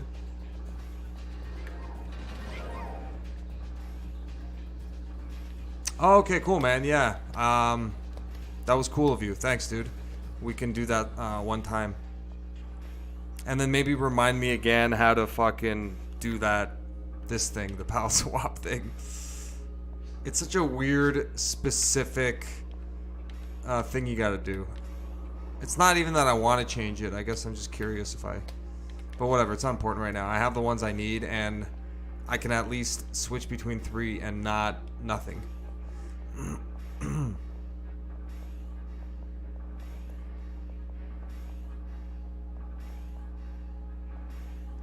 Do I have a 3DO? Yeah, I have a 3DO. I think I have 2 3DOs. I'm spoiled like that and enough. I picked them up actually a while back, and I'm like, yeah, the price is good. Let me get 2, because 3DO. And I was repairing them at the time because a lot of the ones that I got broke either wouldn't read discs or it would just like shoot them out. So I just did a few repairs. I resold a few of them. And yeah, I think the people that bought them to this day are having a good time with the 3DO. And 3DO is really cool. Oh, I lost my weapon, I think. Or it's just unequipped. But that's cool, actually. This is all I need. Yeah. That's perfect. Yeah, so... I fixed a few of the 3DOs, and man, what a reliable system. What a reliable fucking console. And I love the plethora of outputs, kind of like the Neo Geo CD, but better than the Neo Geo CD because it doesn't fucking load like a Neo Geo CD. And even though Neo Geo CD had better games, I mean, come on, it was 3DO, right? I still rather play the 3DO because of that horrendous loading.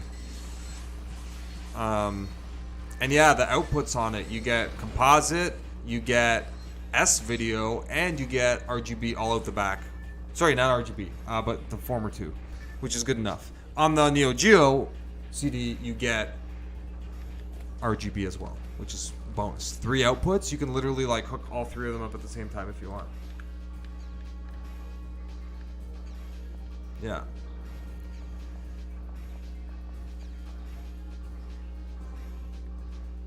Oh man, do you have a copy of Lucian's Quest? Because that would be dope cool if you did. And if you don't and you're burning it, yeah, I mean, that's pretty much the way I would do it too. At one point I was like, do I want to spend a few hundred on this like disc for the 3DO? And I was like, no, I don't. So I stand by that decision. And I already have enough fucking boxed games that, whatever.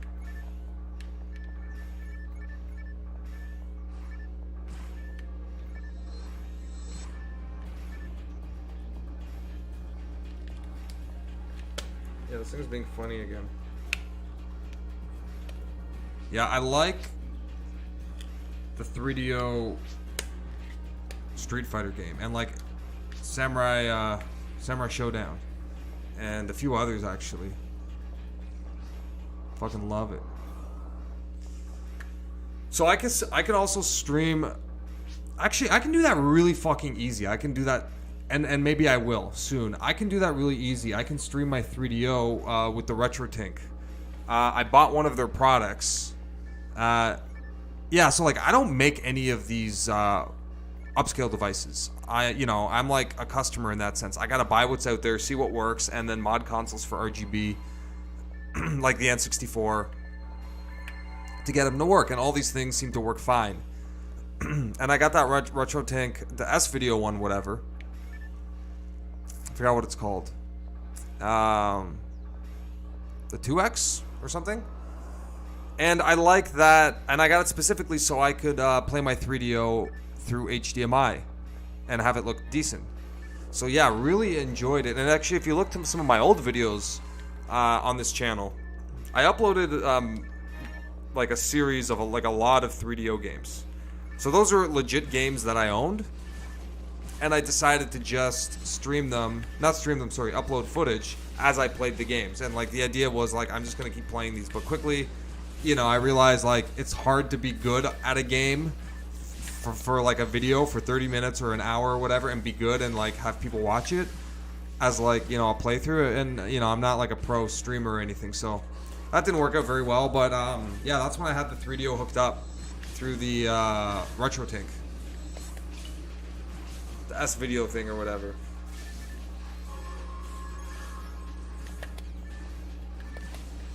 It's got the zapper here, just like in Star Wars.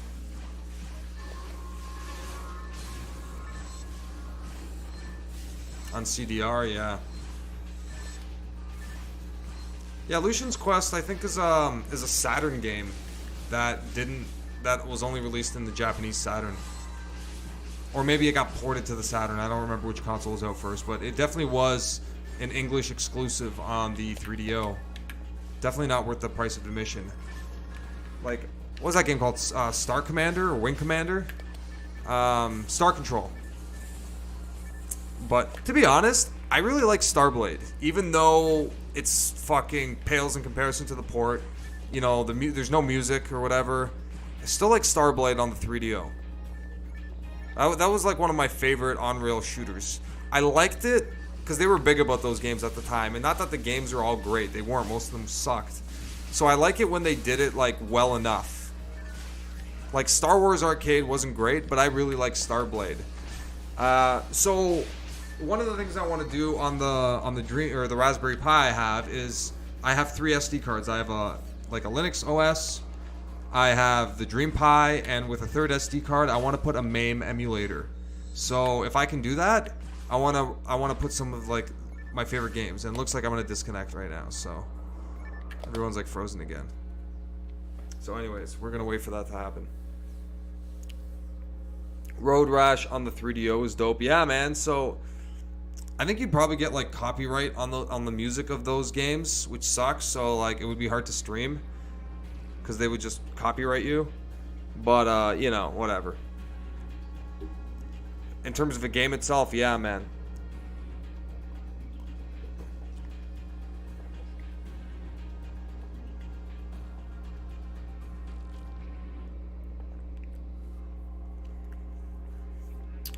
I don't really think I'm interested in streaming Lucian's Quest. And also, like, it's hard for me to necessarily commit to things like that are outside of the schedule. But maybe at some point we can play something. That'd be good. Like, even just Phantasy Star would be nice. But I think you should do it. Yeah, if you have the desire, then fuck, why not? If you can, are you gonna hook up original hardware through? Are you gonna use original hardware, or what are you gonna do? Are you gonna just Yeah, are you like? Because I would use the Retro Tank, the one with this S video output. That's the one I would use. What the fuck? Are we still line disconnected here? Okay, so how about we quit and we save? Beautiful. And we'll just get back in there.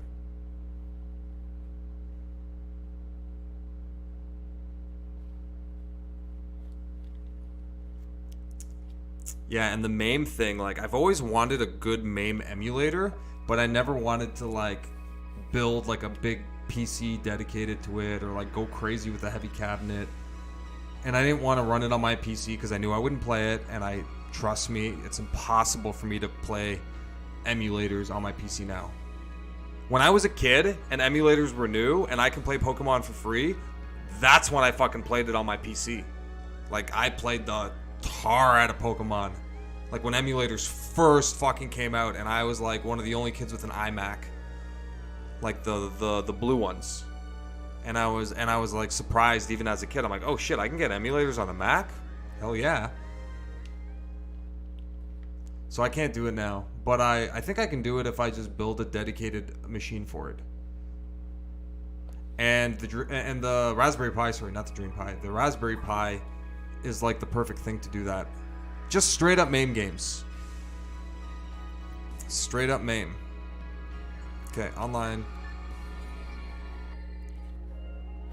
HDrgb level 54. We leveled up tonight. I wonder if recreate means, it doesn't mean delete, right? It just means, like, change the look? Or, like, the wardrobe thing? Original hardware? Oh, you got the... Okay, so you have what I have, just... I got the, like, whatever, the retro, you know, communities fucking branded one. Yeah, okay. Yeah, I can tell you the Retro Tank one is good. I mean, I don't know the guy. Like, I know he makes these things. And, yeah, shit's pretty proper. It works fine. It does what it's supposed to. And, yeah, minimal lag, if any, I think. So, does it, like, blow you out of the water? Well, no, you're upscaling S-Video. But, yeah, as long as you're upscaling S-Video and not composite, and you can get, like a semi-crystal clear progressive image, then even with a little bit of lag, you know, most viewers won't notice. And sometimes my lag, I have I have lag on my stream, excuse me, I'm getting tired. And that's just, fuck, sometimes you get a little bit too many, like, cookies or malware, or, like, your shit's fucking slow. You gotta run a defrag, and, yeah, man, so, like, you know, I think my stream is running pretty smooth right now, but, you know, later after, like, an update or something, it'll fuck up, and then you gotta change it up. Let's recruit some people. Get some GameCube players in this stream zos. Jump in there. Join. Oh, that's cool. People are playing episode 2. Moonman. Glacia. Jehoni. Stillicent. Okay, let's go.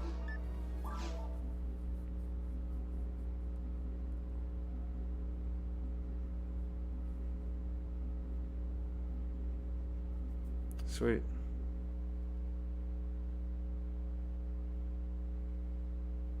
$2X Mini? Yeah, something like that. Yeah, that's the one.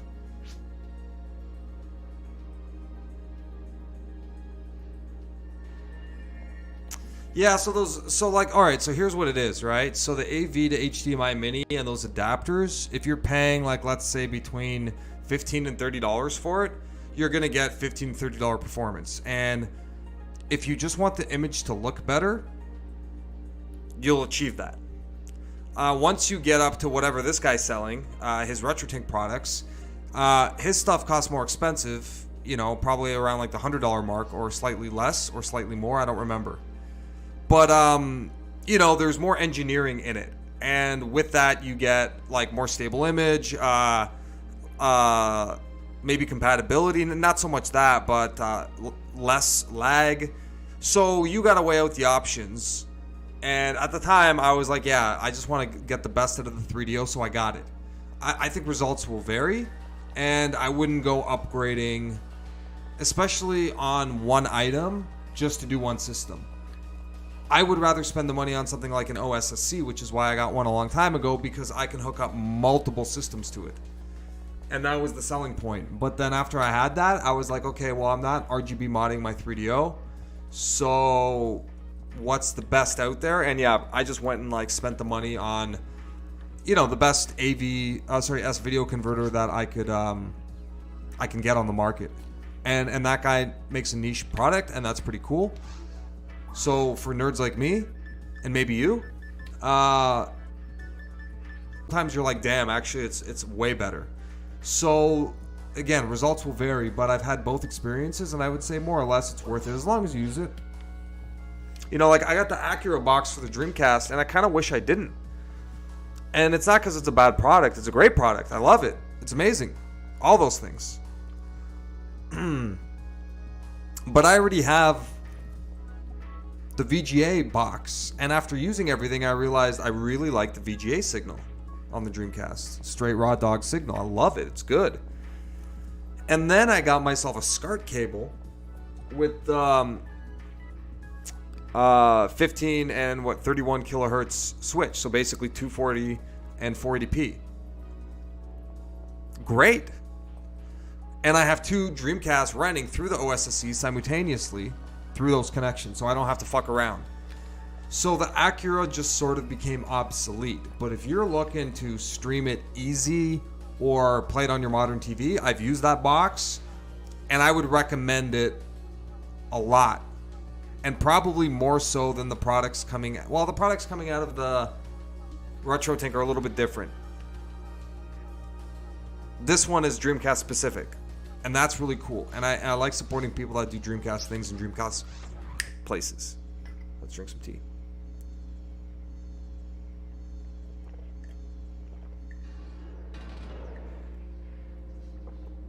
Sam and Gen 6, recreate means delete. Okay.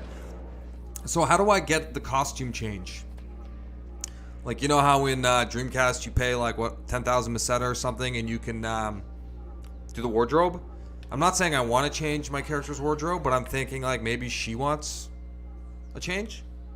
So you got to ask the woman what they want, and that's how you have success in life. If you ask them what they want and you give them some options, and they say, I don't know, like sushi, and then you're like pizza, and then they like frown, and then they say, okay, fine, let's get pizza.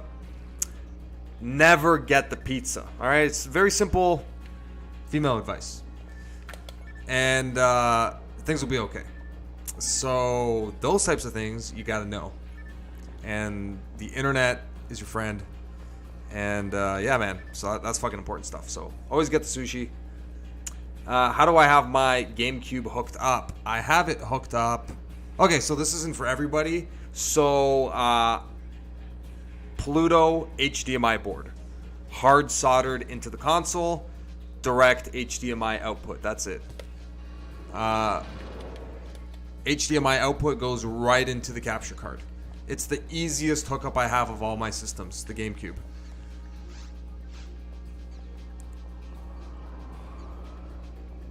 You know, the only thing is you got to cut a small hole, but if you do it clean, like we do, then it's just flush there.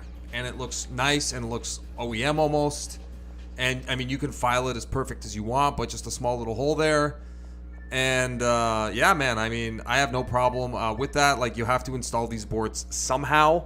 You know what I mean? Like, these people create them for you to use them, and then you don't want to cut a hole. Because I've heard that, and I'm like, I don't know, man. Like, fuck, whatever. Like, complain about something else to me, you know?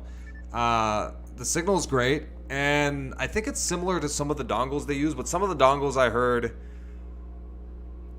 upscale S video and not like digital RGB signal. So you got to know what those dongles are upscaling, and if they're upscaling like the Pluto based board, then you'll get that. So this is a good one. Like, here, you want to see something? There you go. You were asking exactly what type of shit I hooked up. I forgot I could use this. You know, you gotta have 10K on the character. Yeah, okay, I'll do that. So yeah, thank you for telling me recreate means delete. Both of you guys are like warning me. And when you're married, you get the pizza. Hey man, I'm telling you, the sushi is just... And then you order like a good amount. You get some sashimi, you get a roll, you get like a fucking, like a mixed thing with like veggies and carbs and shit. And then you're flying, man. You're flying. You're having a good time. So, yeah, so you can do like settings here. So let me just run through the menu. So this is the GameCube video. So this is just a built-in board and it has a GUI. You can do like color options there. So basically you just want 480p mode on. If you disable this, the sound will go. I don't remember why. I think what it does is it routes the audio through the multi-out. So for example, if I wanted to hook up external speakers like analog ones, I can disable the HDMI audio, only have the video pass through, and then put the audio into some analog business. And I've tested this before, so I know it works. Some other, options, view all modes. So those are all the options. And then when the GameCube changes, it'll show you in the top right-hand corner, and then you can store settings. And that's about it. So right now it tells you the input, the output. We got 480p at 60 frames per second. So you're seeing it right here, loud and clear. We got this shit going on. It's legit hardware. And so what I do is I pick up a few of these boards.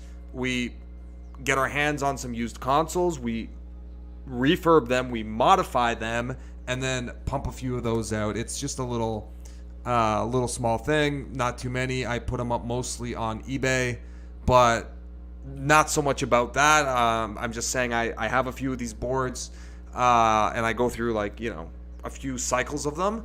But yeah, if you have the soldering skill and willing to do it yourself, definitely get a board and install it, and you'll have basically what I'm dealing with here. So looks pretty good.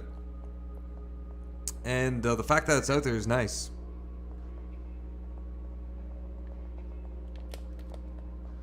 Sweet. Where are we going here?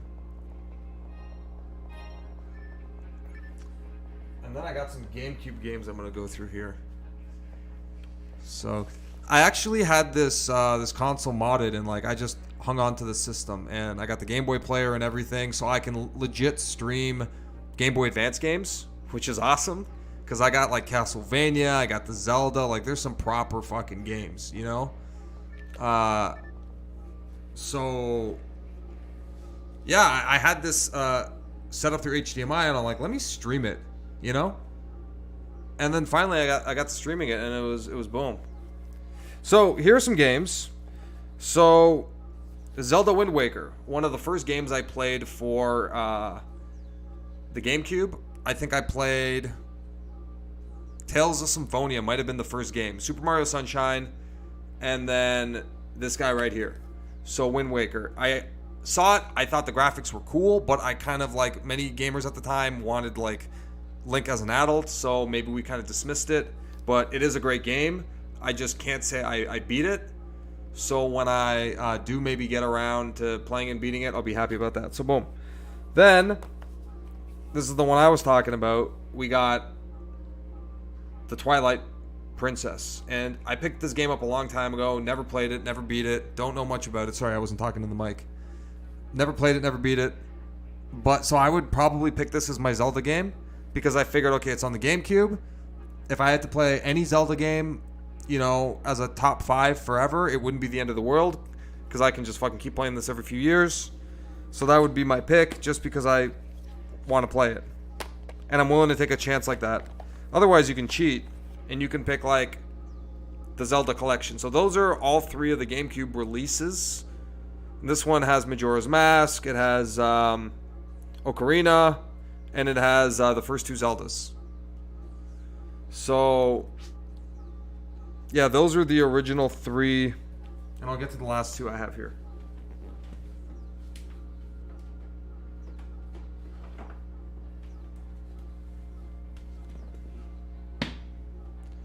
So I've beaten Ocarina. I've gotten really far in Majora's, and actually I gotta boot that game up and finish it. So I gotta play that.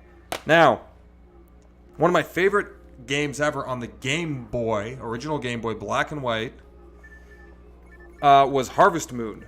So here we got Harvest Moon: A Wonderful Life for... It's kind of cutesy farming game. I mean, I'll admit, like, I'm not as eager to play it now as I was when I was a kid. I was like, yeah, let me start a farm. Like, I'm a kid. This is awesome. You know, I'm not going to lie and say this is the most entertaining stuff to you know, a man in his 30s, you know. But nevertheless, fun game. And maybe a game to play with, like, I don't know, your partner or something like that. You know, your girl or your guy or whatever, you know. I think that'd be cool. And then a game I picked up, don't know anything about, wanted to get it because I felt like it was going up in price and I didn't want to have...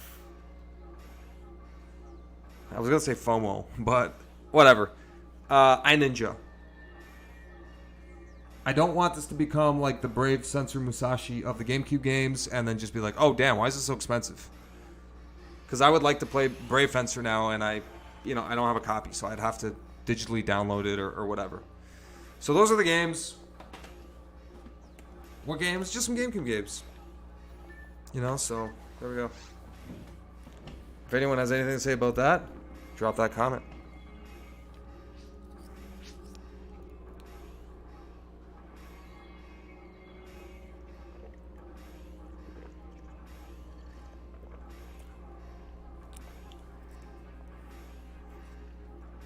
Oh shit, you got the Pluto board too. Nice, man, nice. Yeah, okay, so we're running the same thing. That's sweet. Yeah, so you know, man, it's pretty nice and clean signal. It's almost like really almost too perfect. Cuz it picks out like a lot of the imperfections of the game, but nevertheless looks pretty nice.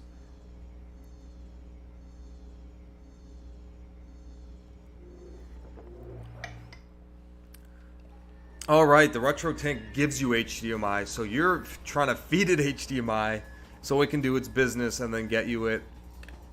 I don't know, man. I'm not convinced it makes a huge difference than going like direct. I guess it matters if you have a good TV with a good internal upscaler.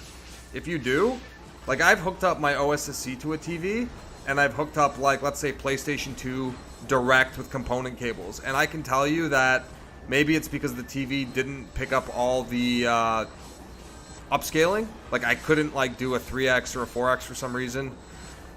So I was just doing, I think, like 2x.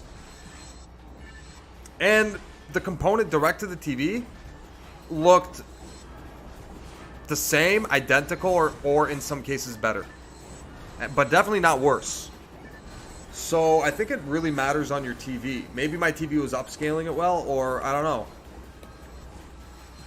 But maybe, you know, you've probably tested your setup a billion times and is like, no, this is the one. So yeah, man, I mean, I don't see yours or have tried it, but it's really cool hearing other people's, because I always wonder about those component converters. And I'm just like, yeah, man, if it works and it does the job and it does what I need it to do, then boo, yaka.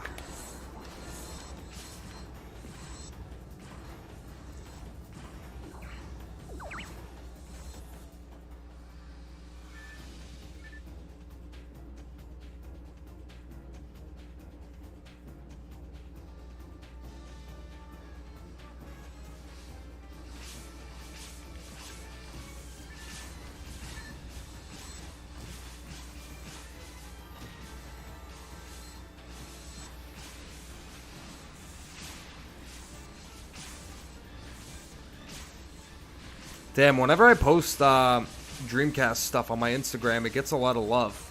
So thanks, everybody, for that. Check me out, hdrgb Consoles, on Instagram if you're interested. But yeah, definitely, boom, double boom.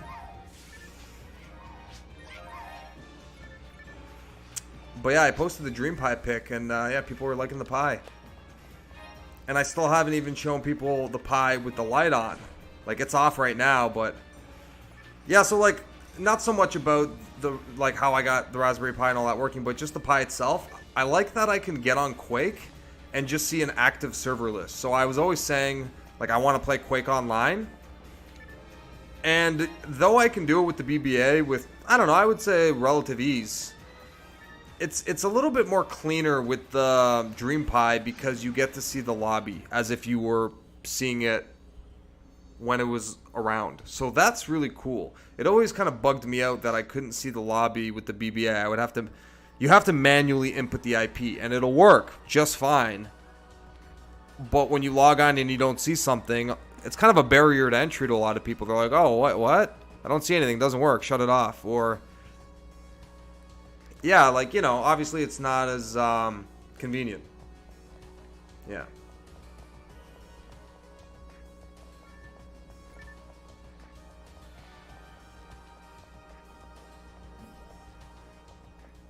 Sweet.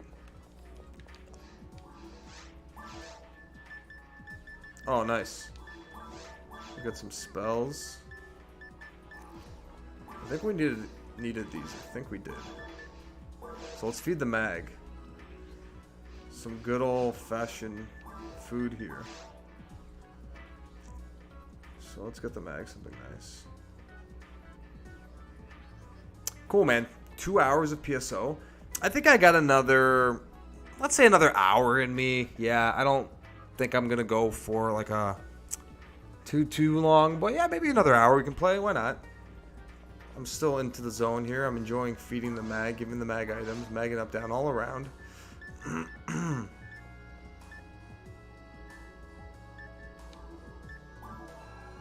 Moon gives it power and dex. Yeah, I'll do that.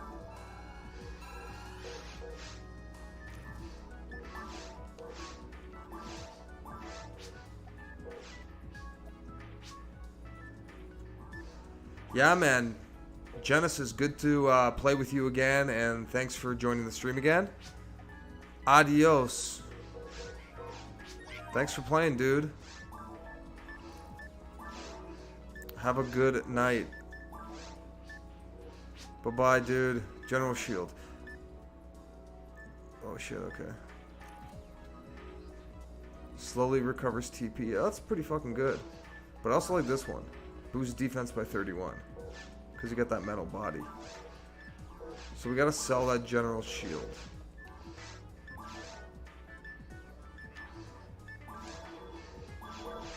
And then we gotta use these things. No. Nah, lady. I gotta move.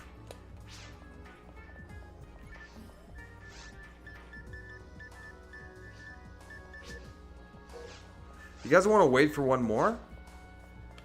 Yeah,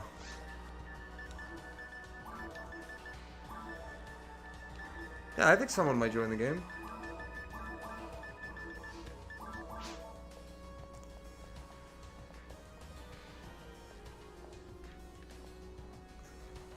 Yeah, I mean, if you guys want, I'm down for that. I don't. It would be cool doing it with a full game, but yeah, you guys want to do it? Let's do it.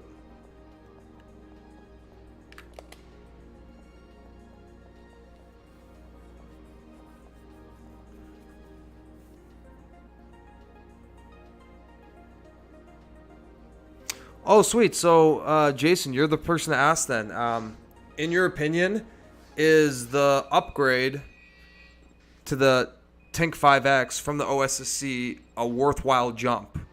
Or would you say that if you have an OSSC, you should be happy enough with what you got and it's not as significant?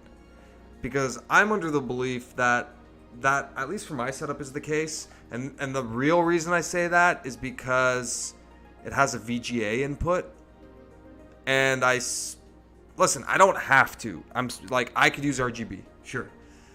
But I like using the VGA on the Dreamcast, I guess. So, and also price point, to be honest, you know, it's like, yeah, it's way better getting an OSSC from like 100 different Chinese options, or the person that makes it themselves, or whichever reseller, than it is from like one guy sold out all, you know, all this U.S. money. But hey, man, you get what you pay for. I'm sure, man. I'm sure. I'm sure.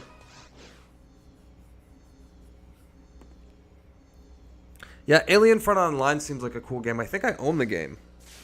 I think I do, or maybe I don't. I don't know. But definitely Alien Front. I wish some of the fighters were online, like the Japanese matching service ones. But I think I'm echoing like something a lot of people probably believe. I need a new fucking weapon, dude.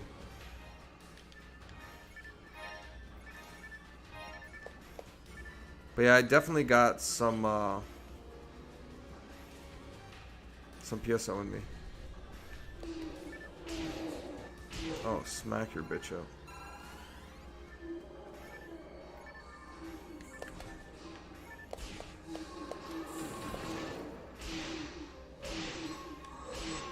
Beautiful.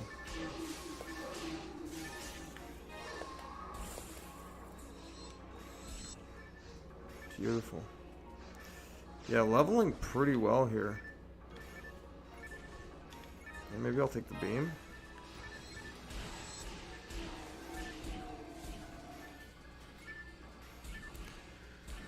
Yeah, I tried the, also on the pie topic, I tried the pie earlier today, and I was just like, man, it's like, the dream pie is amazing, but like, you know, the core there, the core there being the Raspberry Pi is such a phenomenal fucking thing. I knew about Raspberry Pis a long time ago, but I think I got the first revision, and then I never really bought new ones. But my boy's been on all of them, and so he got me the Pi 4. And I'm going to enable the Wi-Fi later and get that off of my Ethernet connection, which would be sweet, because I can use that port for something else. But, yeah, the Raspberry Pi is just butter. And I like that I can take multiple SD cards, take it out, put the other one in, do something else with it. It's so robust and versatile. And I'm using a really large SD card. I think I can get away with using like a 16 gig or a 32 or probably even a 4 or smaller. Actually, no, I think Dream Pi you need at least 4. I'm not sure. But point is, it's like overkill. I thought like you can load games on the SD card as well. And if you can do that, then yeah, the bigger size the better. But if you're just using like the online capability in real games, then a small size is good. So I think maybe on the MAME I would need a bigger, I guess it depends how many games you're loading, but anyways, point is, you get a few SD cards, and you can fucking put different types of shit on them. And then you got the Pi, pieing up, down, all around. The Dream Pi is one of the SD card items. And yeah, it was really cool seeing the lobby again in Quake. I was like, dope. I love this. That's really cool, man. So thank you, everybody, for joining. I hope you guys give the video a thumbs up. That really helps. Subscribe to the channel if you are new here. And also join the community Discord in the item description. More description below, and then you'll see it pop up on the right side. There we go. That's what I was trying to say.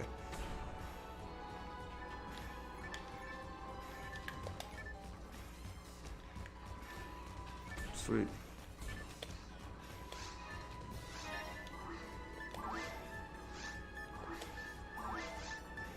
Sweet. Monomate. Let me see what else is here. Maybe a nice item will be here for me. Nope, don't want those. The Gatling 4? Let me try the Gatling. What's happening here?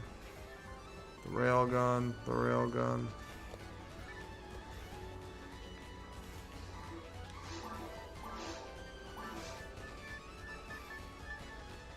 So Gatling I don't need.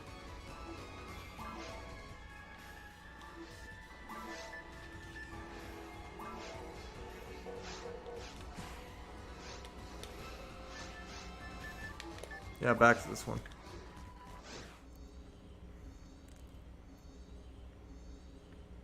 Yeah, pretty excited it's cool having options to upgrade too, you know. And obviously, if you have the money to spend, you're gonna get like all the various fixins and stuff. And I went ape shit on like all sorts of SCART cables and like upscaling devices and converters and shit.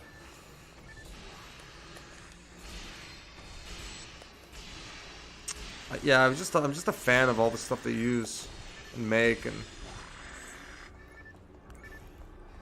it's really fun for me when someone creates a board and we can get it soldered in to a system, and I'm like, oh man, like this is fucking dope.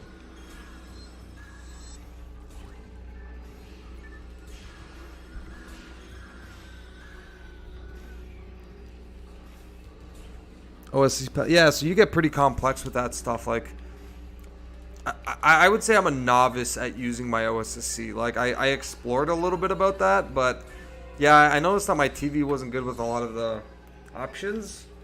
I used some of the profiles, and I was like, whatever. As long as my capture card can detect it and it looks good to me, then I was like, alright. I don't have to make it too complex. So yeah, basically, if I'm gonna continue using VGA, I shouldn't do the upgrade. But if I don't plan on using it anymore and I have the money, then the recommendation, I guess, is there for that item. Yeah, cool, dude.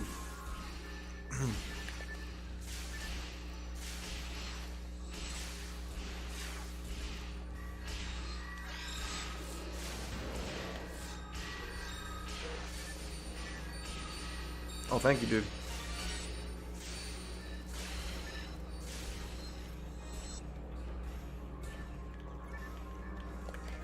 That Caldebol drops so much.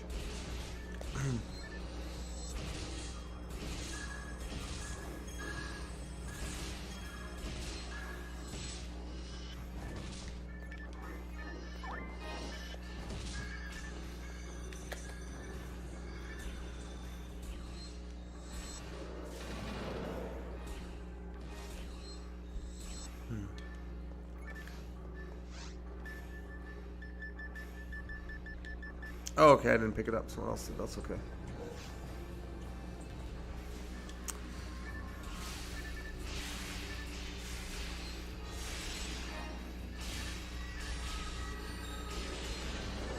Yeah, good old Phantasy Star Online.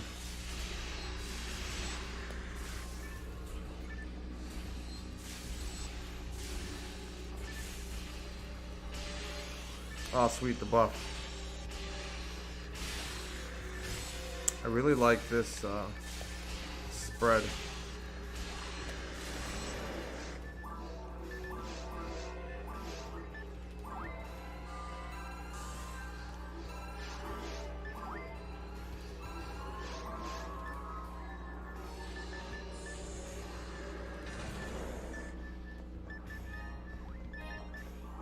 Yeah, okay.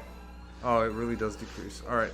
So yeah, I gotta give it anti-paralysis for a while and get that dex up. Because as a long range, dex is gonna be necessary.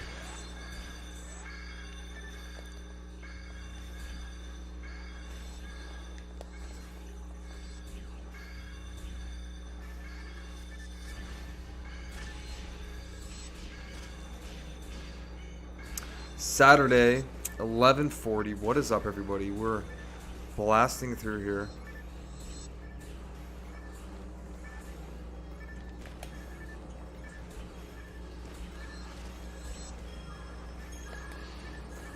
Yeah, I'm gonna think about just changing it up on the stream for something else on a Saturday. I like the consistent Dreamcast Phantasy Star. It's been like a trademark, and you know, maybe I'll change that up another time too, but for now that's what I want to play, and playing this game in additional is good. I don't think I can do more than 2 streams a week. I mean, maybe I could, but I don't want it to become like a chore, you know. Too many games, problem, right? So just simplify it.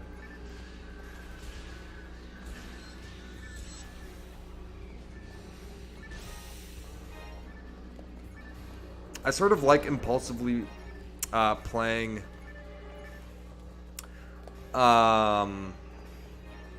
Genesis games, you know, like on the end of the Phantasy Star on Thursday, it's like, what do you want to see me play? Let's play some Genesis and whip in some Streets of Rage or some Street Fighter or something like that.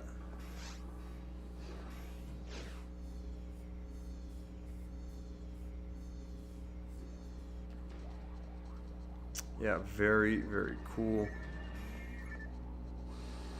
Yeah, so I'm going to mess around also with the online options now that I have. Now that I have a Dream Pi and I've hooked it up and I went through the setup, there's nothing complicated about it, and but you definitely need to look at some guides and figure out what you're doing. And then once you're like, okay, you know, you just put the image here and then, you know, blah, blah, blah. You're like, okay, that makes sense. Like, so it's not a difficult task, but you got to do a few steps and you got to be willing to follow instructions, and that's it.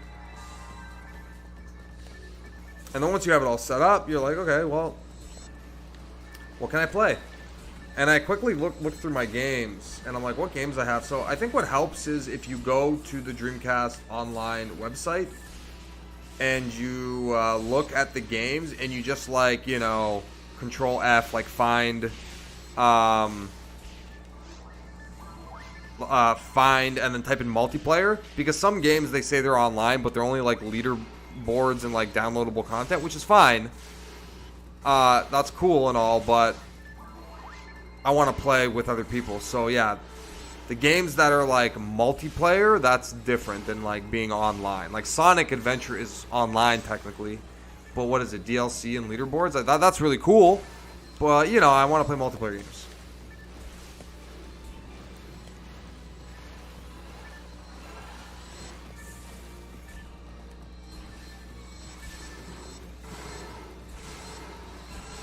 Damn. Dunskies. Good job.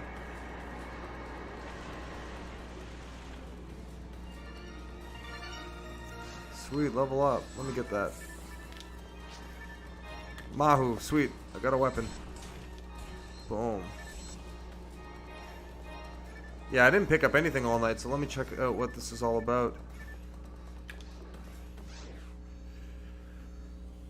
Okay, what is up, JT? What's your favorite boss fight in PSO? I mean, everybody likes the dragon. I'm starting to like the ice dragon now, just because of diversity.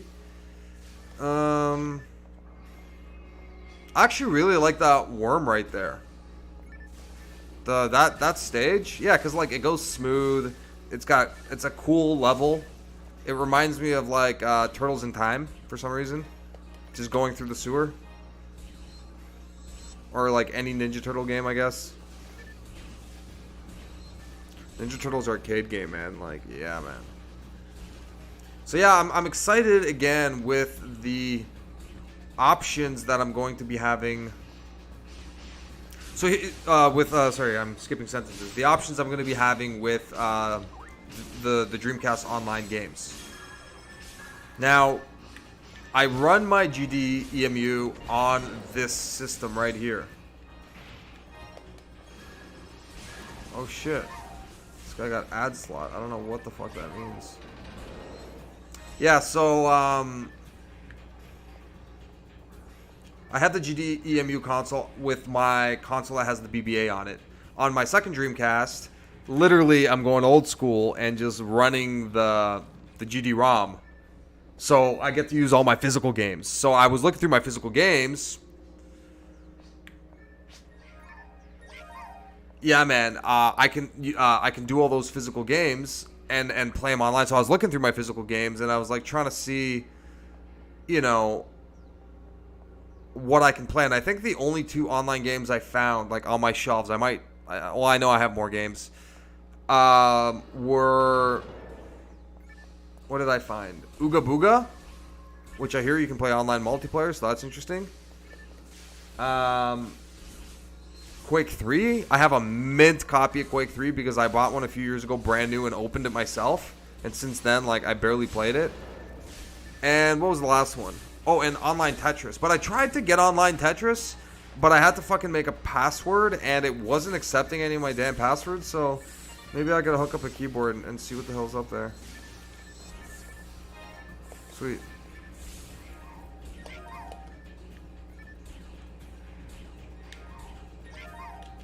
What is... I gotta go to town in a second. Yeah, you're right. So many rares, dude. You came from the Dreamcast version. So many rares.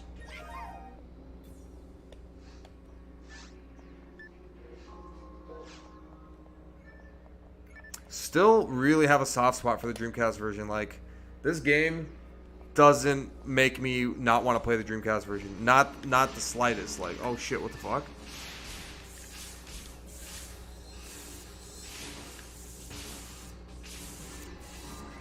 Yeah, so I'm gonna optimize a little bit more here, and I'm gonna get all my online Dreamcast games out, find out what physical ones I have, and I mean I could easily fucking disconnect and use my GDEMU and like get every online game, but I kind of just want to fuck with the games I have right now and kind of be like, you know what? I'm only gonna play the games I own, you know? Call me old school, call me old fashioned. But I want to play the physical games that I own. I want to put them in the Dreamcast, you know. I'm an old school guy, why not? Push power, get online. That's kind of what I want to be doing with the Pi. So it'll encourage me to maybe to pick up some old Dreamcast games if I want to try them out. And I already have Bomberman. So whenever that shit gets figured out and online works, I'm going to Bomberman up.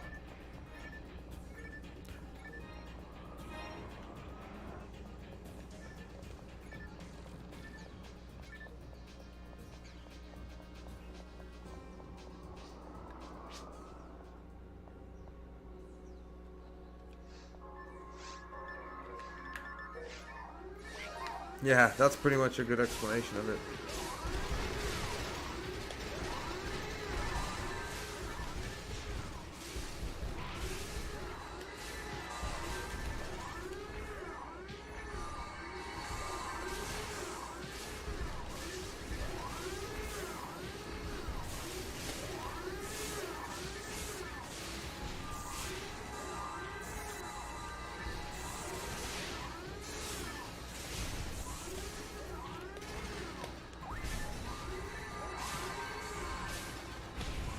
Damn, these guys are tough. They're launching fucking missiles at me, and I'm still whooping ass.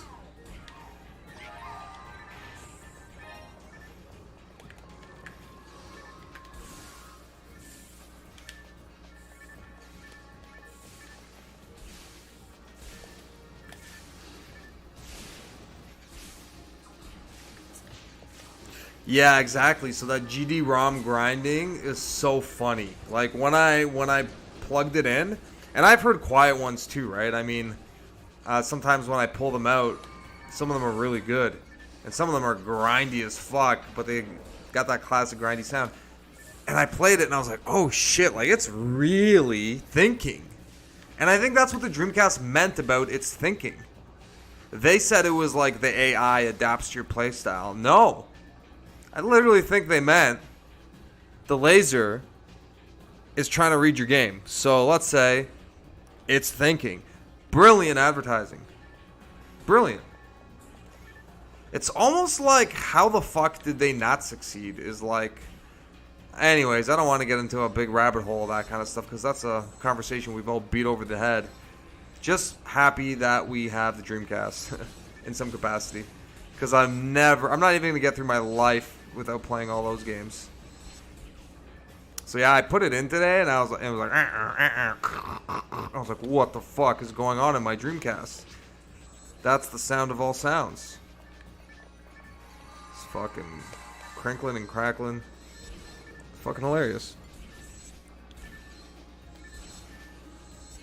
Damn, I'm out of tea. I'm totally teed down. Kind of want to make a cocoa now, but I'm like, that's a lot of sugar at night, so maybe we'll just keep it at that.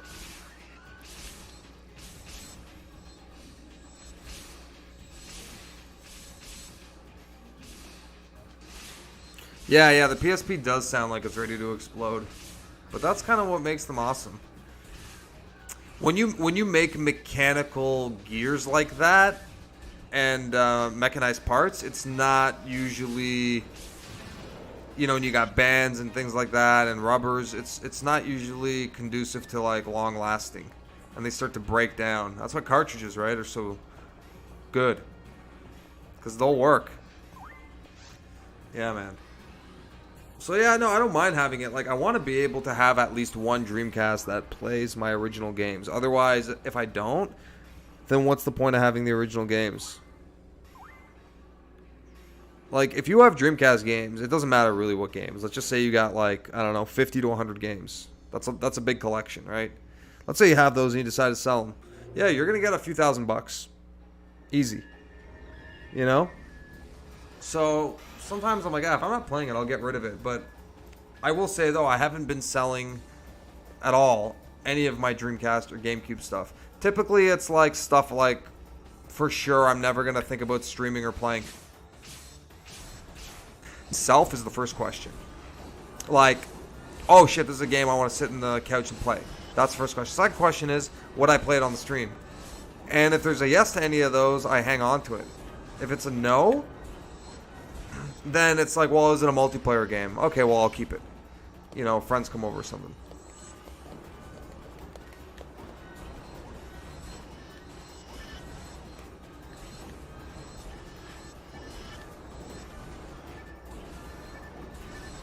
Right.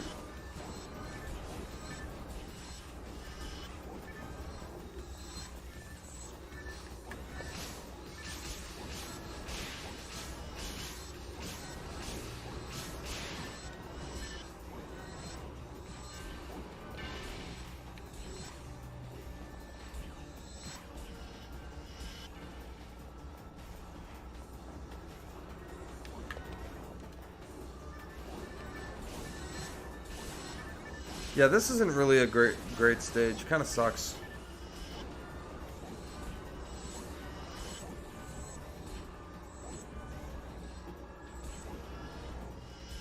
Hey, Fran, what is up? Good question. When the Dreamcast was released, what was my favorite console back then? That is the question. I can tell you I was hyped about the Dreamcast, right? Because I can get it, and when Marvel vs. Capcom 2 came out, for example, I was able to practice at home, or Soul Calibur. Well, not Soul Calibur, sorry, but Marvel vs. Capcom 2, I was able to practice at home, and then go play in the arcade. So that was a really cool era where you can do that. And it was the first time where you can take like an arcade perfect game home. Wow, there was the Neo Geo, but who the fuck do you know had a Neo Geo? You know, so that was, I think, really cool.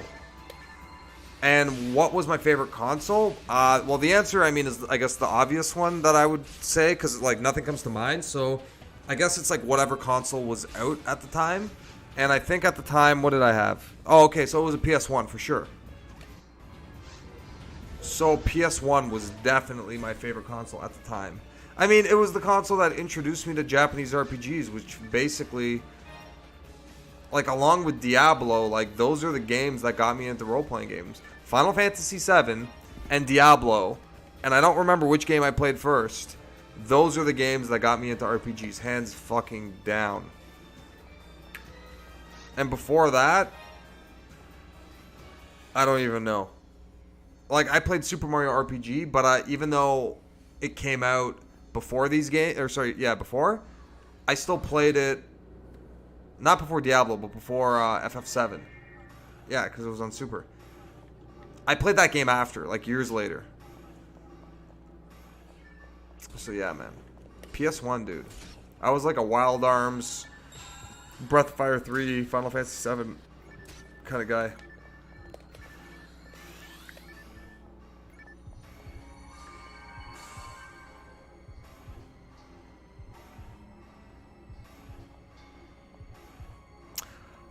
Did I buy? Yeah. So Dreamcast was I got it a year after launch. I think around Christmas time. I think at the time people knew the Dreamcast wasn't doing as well, but like it was still hot and I wanted it and it had all these. Actually, no, sorry. When I got it, there was no talk about the Dreamcast discontinuing. At least not like in any immediate friend circle I had or any magazines, I don't think. So yeah, I had before PS2, before I never had an Xbox, and I never actually owned a GameCube. I had Wind Waker and Tales of Symphonia, and I played it on yeah, there was like a console I had access to, and I played that one. So it's like I bought the games because I didn't need the hardware. So yeah, Dreamcast was the system where I was getting games for. Not many. Like, I can tell you, I picked up all the RPGs because I was so into them on the PS1.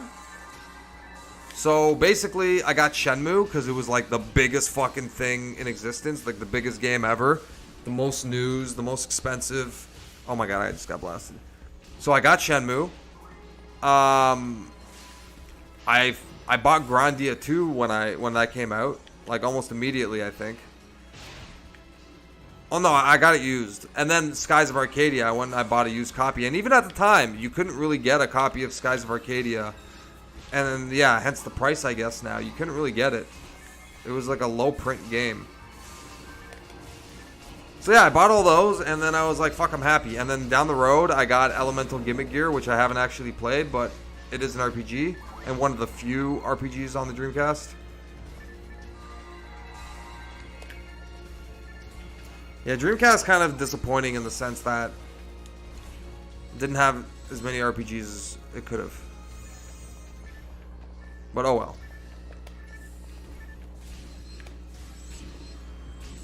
Yeah, what about you guys, man? Sorry, excuse me. What about you guys? I got a PS2, like, yeah, later.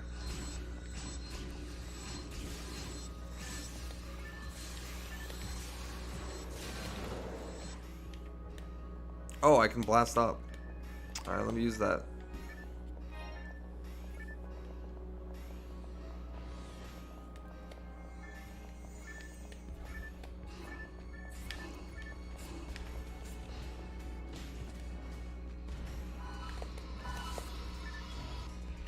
Boom. Twins?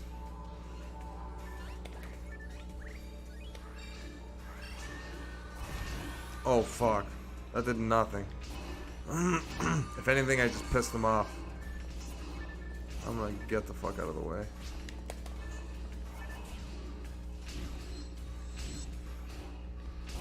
Oh, sweet. I got the DC. One of those $50. Yeah, man. So yeah, my original Dreamcast was probably $199, or maybe it was still $299. I just remember it wasn't expensive, and my mom bought it for me, and we went to Toys R Us to get it, and I like begged her, and not even that much, and she was nice enough to get it for me, and I was like, that's awesome. So yeah, the Dreamcast was just... And the only reason I stopped playing it is because I got a new TV. I got a DLP TV. And I tried hooking up my Dreamcast to it, and it wouldn't work. And I was like, what the fuck? And I thought my Dreamcast was broken. This is before I knew anything about, like, modding or whatever, right? And I thought my Dreamcast was broken. But the fucking rear projection wouldn't display composite signal. I was like, okay, well, my Dreamcast is broken. And then one day, I started, like, looking at YouTube, and then, like... I found out about VGA because I didn't really understand it. And then I looked and I'm like, oh, this TV has a VGA input. So I'm like, there's no way. Like, I was learning about resolutions and shit. Bought the VGA cables, plugged in the Dreamcast, there it fucking goes working. I was like, oh my god, and it looks this good? So I think I fucking started burning, like, you know, burning games like crazy. I got Shenmue 2, beat it, burnt a bunch of fucking games and just played the shit out of it. This is before I started collecting for the Dreamcast. Like, I didn't have any money, right? I was young.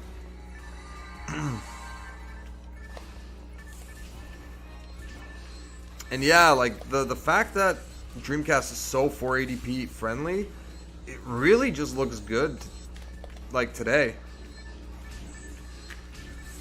So, I mean, I think Dreamcast has got to be, like... I don't want to say favorite console because, like, I mean, that's kind of just like a cliche thing. But yeah, I mean, it's probably the most active retro console I play. And, yeah, because I had one, there's more nostalgia than a GameCube. Like, I have zero nostalgia for the GameCube. I just, like, objectively, I guess, think it's a good console. I mean, objectively, I think it is. And subjectively, yeah, I just like the games.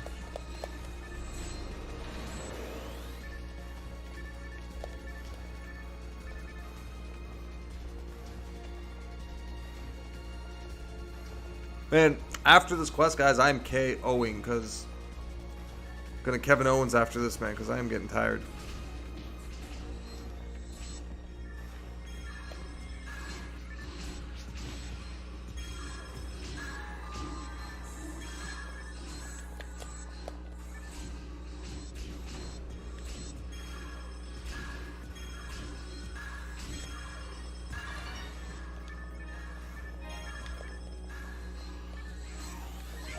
Does anyone need a brave hammer? I gotta go to town and figure out what the hell's happening.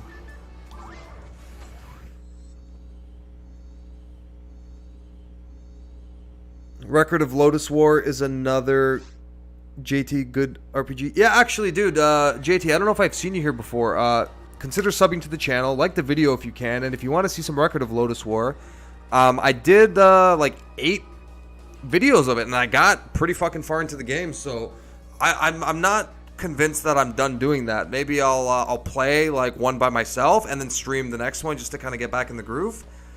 There's a lot of things I loved about that game, but there's a lot of things I didn't like about the game. Like the fucking item system was like clunky and I didn't really like it. But overall, as an action RPG, it was fun. It was hard as nails. And I want to go back to that. So yeah, if you want to see that, I have a bunch of videos about it. Yeah, but more or less, I enjoyed my time with that. Yeah, hard game. Alright, beam.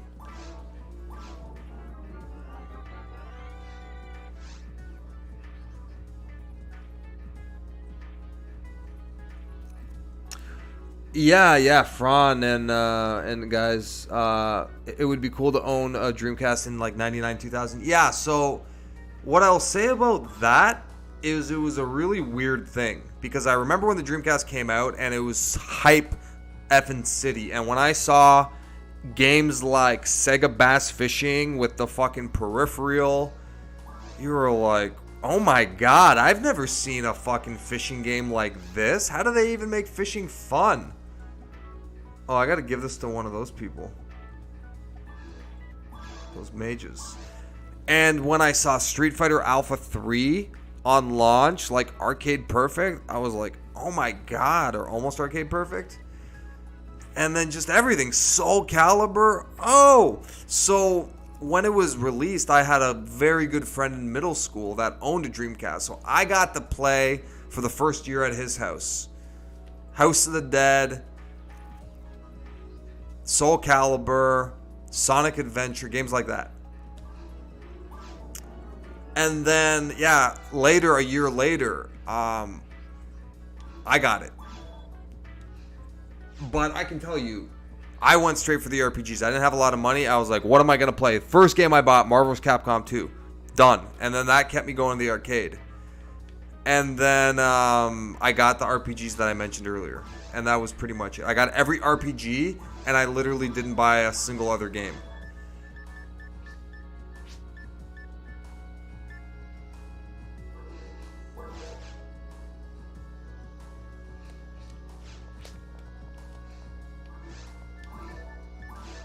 Yeah, I'm getting fucking beat up too, dudes. Here, do you guys want one of these rare items?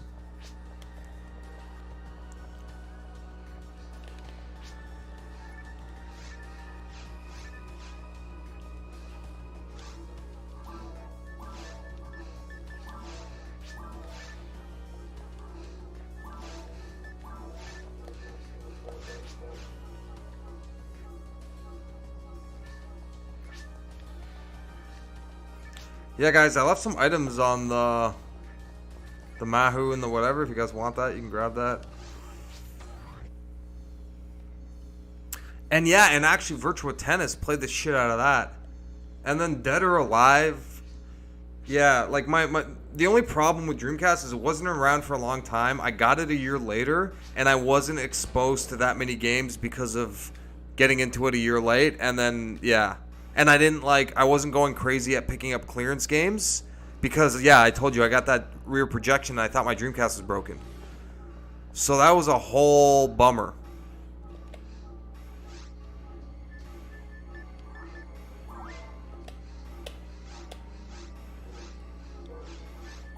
So it's yeah, like I read you said it must have been cool. Yeah, it was cool, but it was almost like a feeling of getting ripped off, kind of. After all the fun, like the first year was a blast, but then like just the timing that I got it, it was almost like, oh shucks, like the console is, you know, whatever. But you know, maybe I, like, had I still played it, because you know, maybe I had a TV that I had it hooked up, had I discovered VGA earlier, maybe I would have had more fun. Because once I started burning every game, I realized I can't play all these games. I literally burned like fucking, I went ape shit. Like I burned like 100 games in like a day almost, and there's no way I was gonna sit and play all of them. But I did play Shenmue 2. That's how I played it, the burnt version.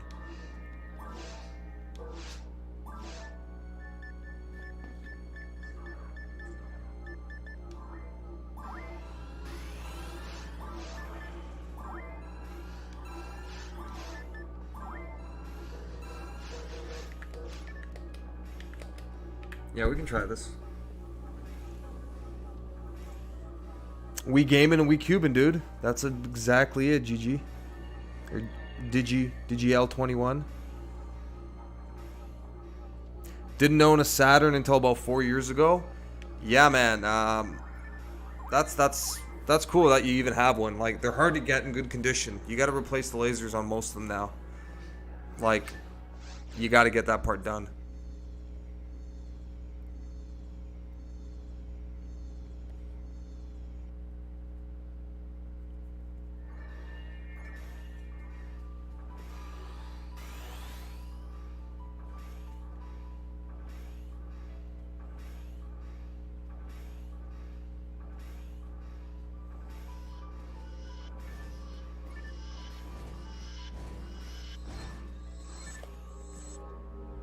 Sweet.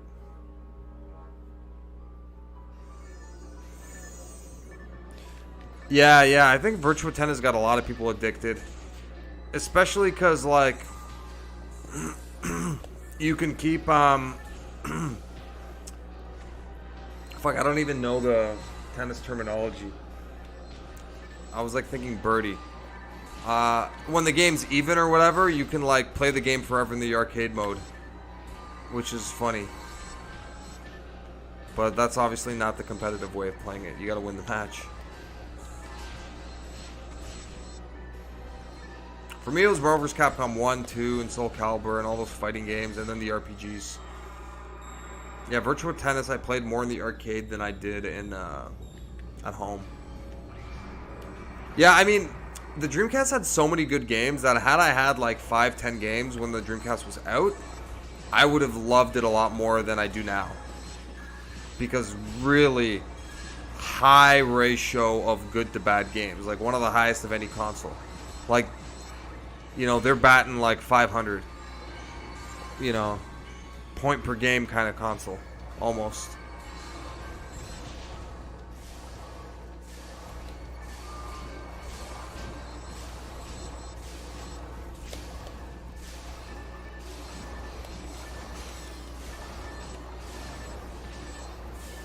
Yeah, I down,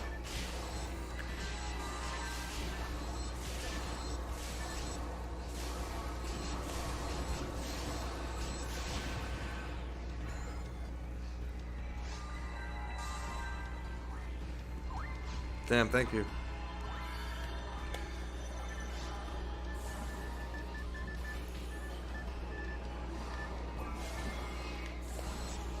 I need to buff myself.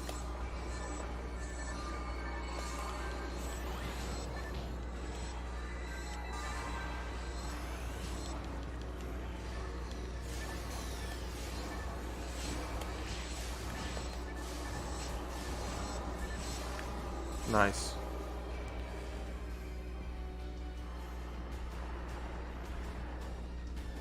Yes, Michael Drumgold is up in this, man. What is up, Michael Drumgold? How you doing, buddy?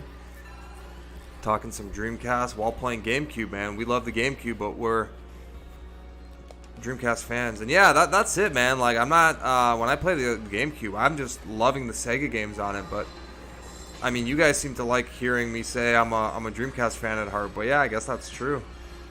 Just can't go wrong with Nintendo because it was like the first system really where you can have Sega and Nintendo on the same platform. So that's really, really cool. So there's a lot of good diversity. You got Zelda, you got, you know, Phantasy Star, you got Sonic games. Like, you got, you know, Mario. Pretty fucking cool.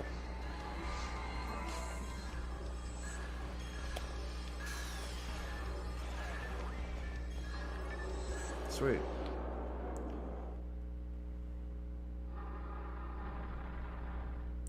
Yeah, Soul Calibur was and probably still is one of the best looking fighting games. They perfected everything, and they made the engine and the graphics utilize all of its strong points to the best possibility. Oh my god.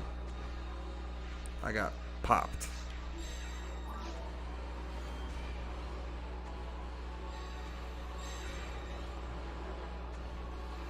Fouls.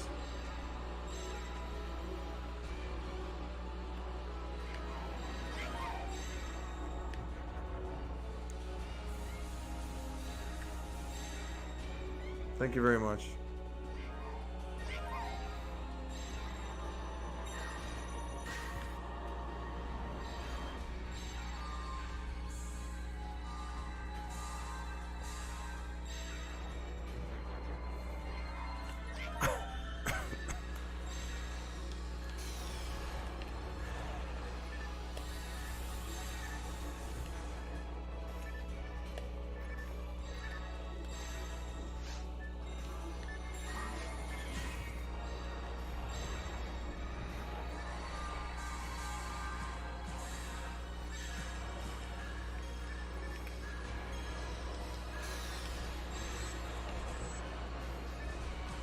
Why isn't that not registering?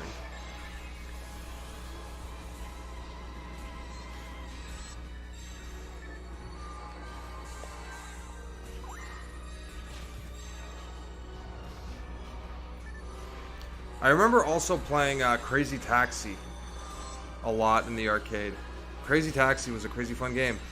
But, you know, a lot of the Dreamcast games like that were like the arcade heavy games that went home, they quickly, like, they got stale pretty fast. Like, they were great games, you know, 8, 9s out of 10s, you know, that kind of thing. And they were really awesome, but you got the sense that, like, they were limited to, you know, replayability. Well, I mean, you can replay them as much as you want, but, like, you know, you kind of top out on games like that. It's not like a fighting game with infinite playability. You know, so I just remember, like, not being all that excited to bring home, like, Virtua Tennis or like Gauntlet Legends or like, yeah, games like that, like Crazy Taxi home. I was more like, give me Marvel vs. Capcom.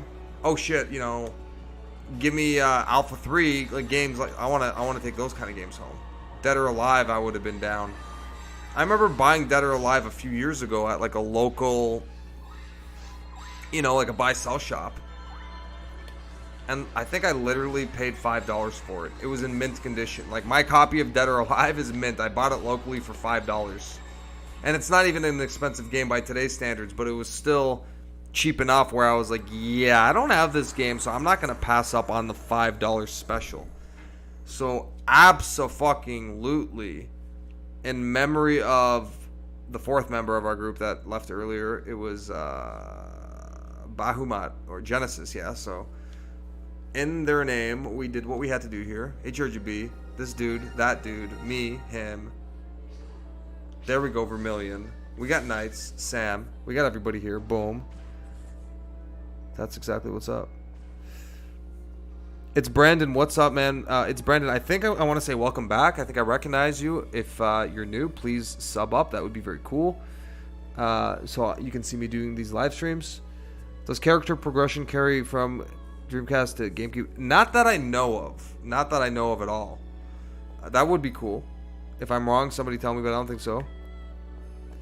And yeah, arcade games were short ports. Zombie Revenge. Again, a game I loved in the arcade, but was like, man, I don't really want to buy it because I don't want to pay full price and know I'm going to be limited in scope. That's why it was all like, get the RPG. And to be honest, when I played Grandia 2, I literally had nothing to play. So I beat the shit out of that game. And then I was like, short game. Linear, short. Other than that, incredible. But I just remember thinking that thing. Those are my like critiques of the game at the time. And then I played Skies and I enjoyed it, but I don't know. I stopped playing it and then I just never beat it. So maybe I got like 10 hours in and it didn't hook me, and then I got bored of it. But I have a feeling that, yeah, I would really enjoy Skies. So Skies of Arcadia, though I would probably enjoy it now, wasn't a game that I enjoyed back then as much as I wanted to. And that could have been for, like, maybe I got a PS2, you know, something like that. Those kind of reasons.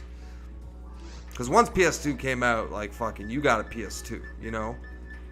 Maybe not immediately, but you got a PS2.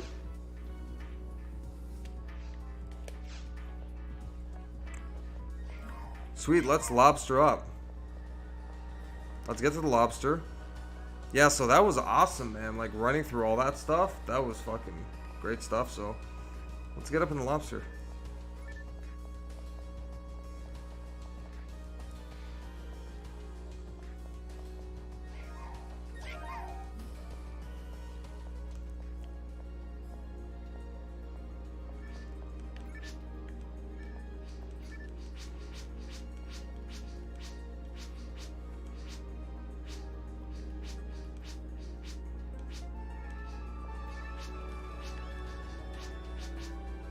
Yeah, absolutely, man. Good playing with you as well.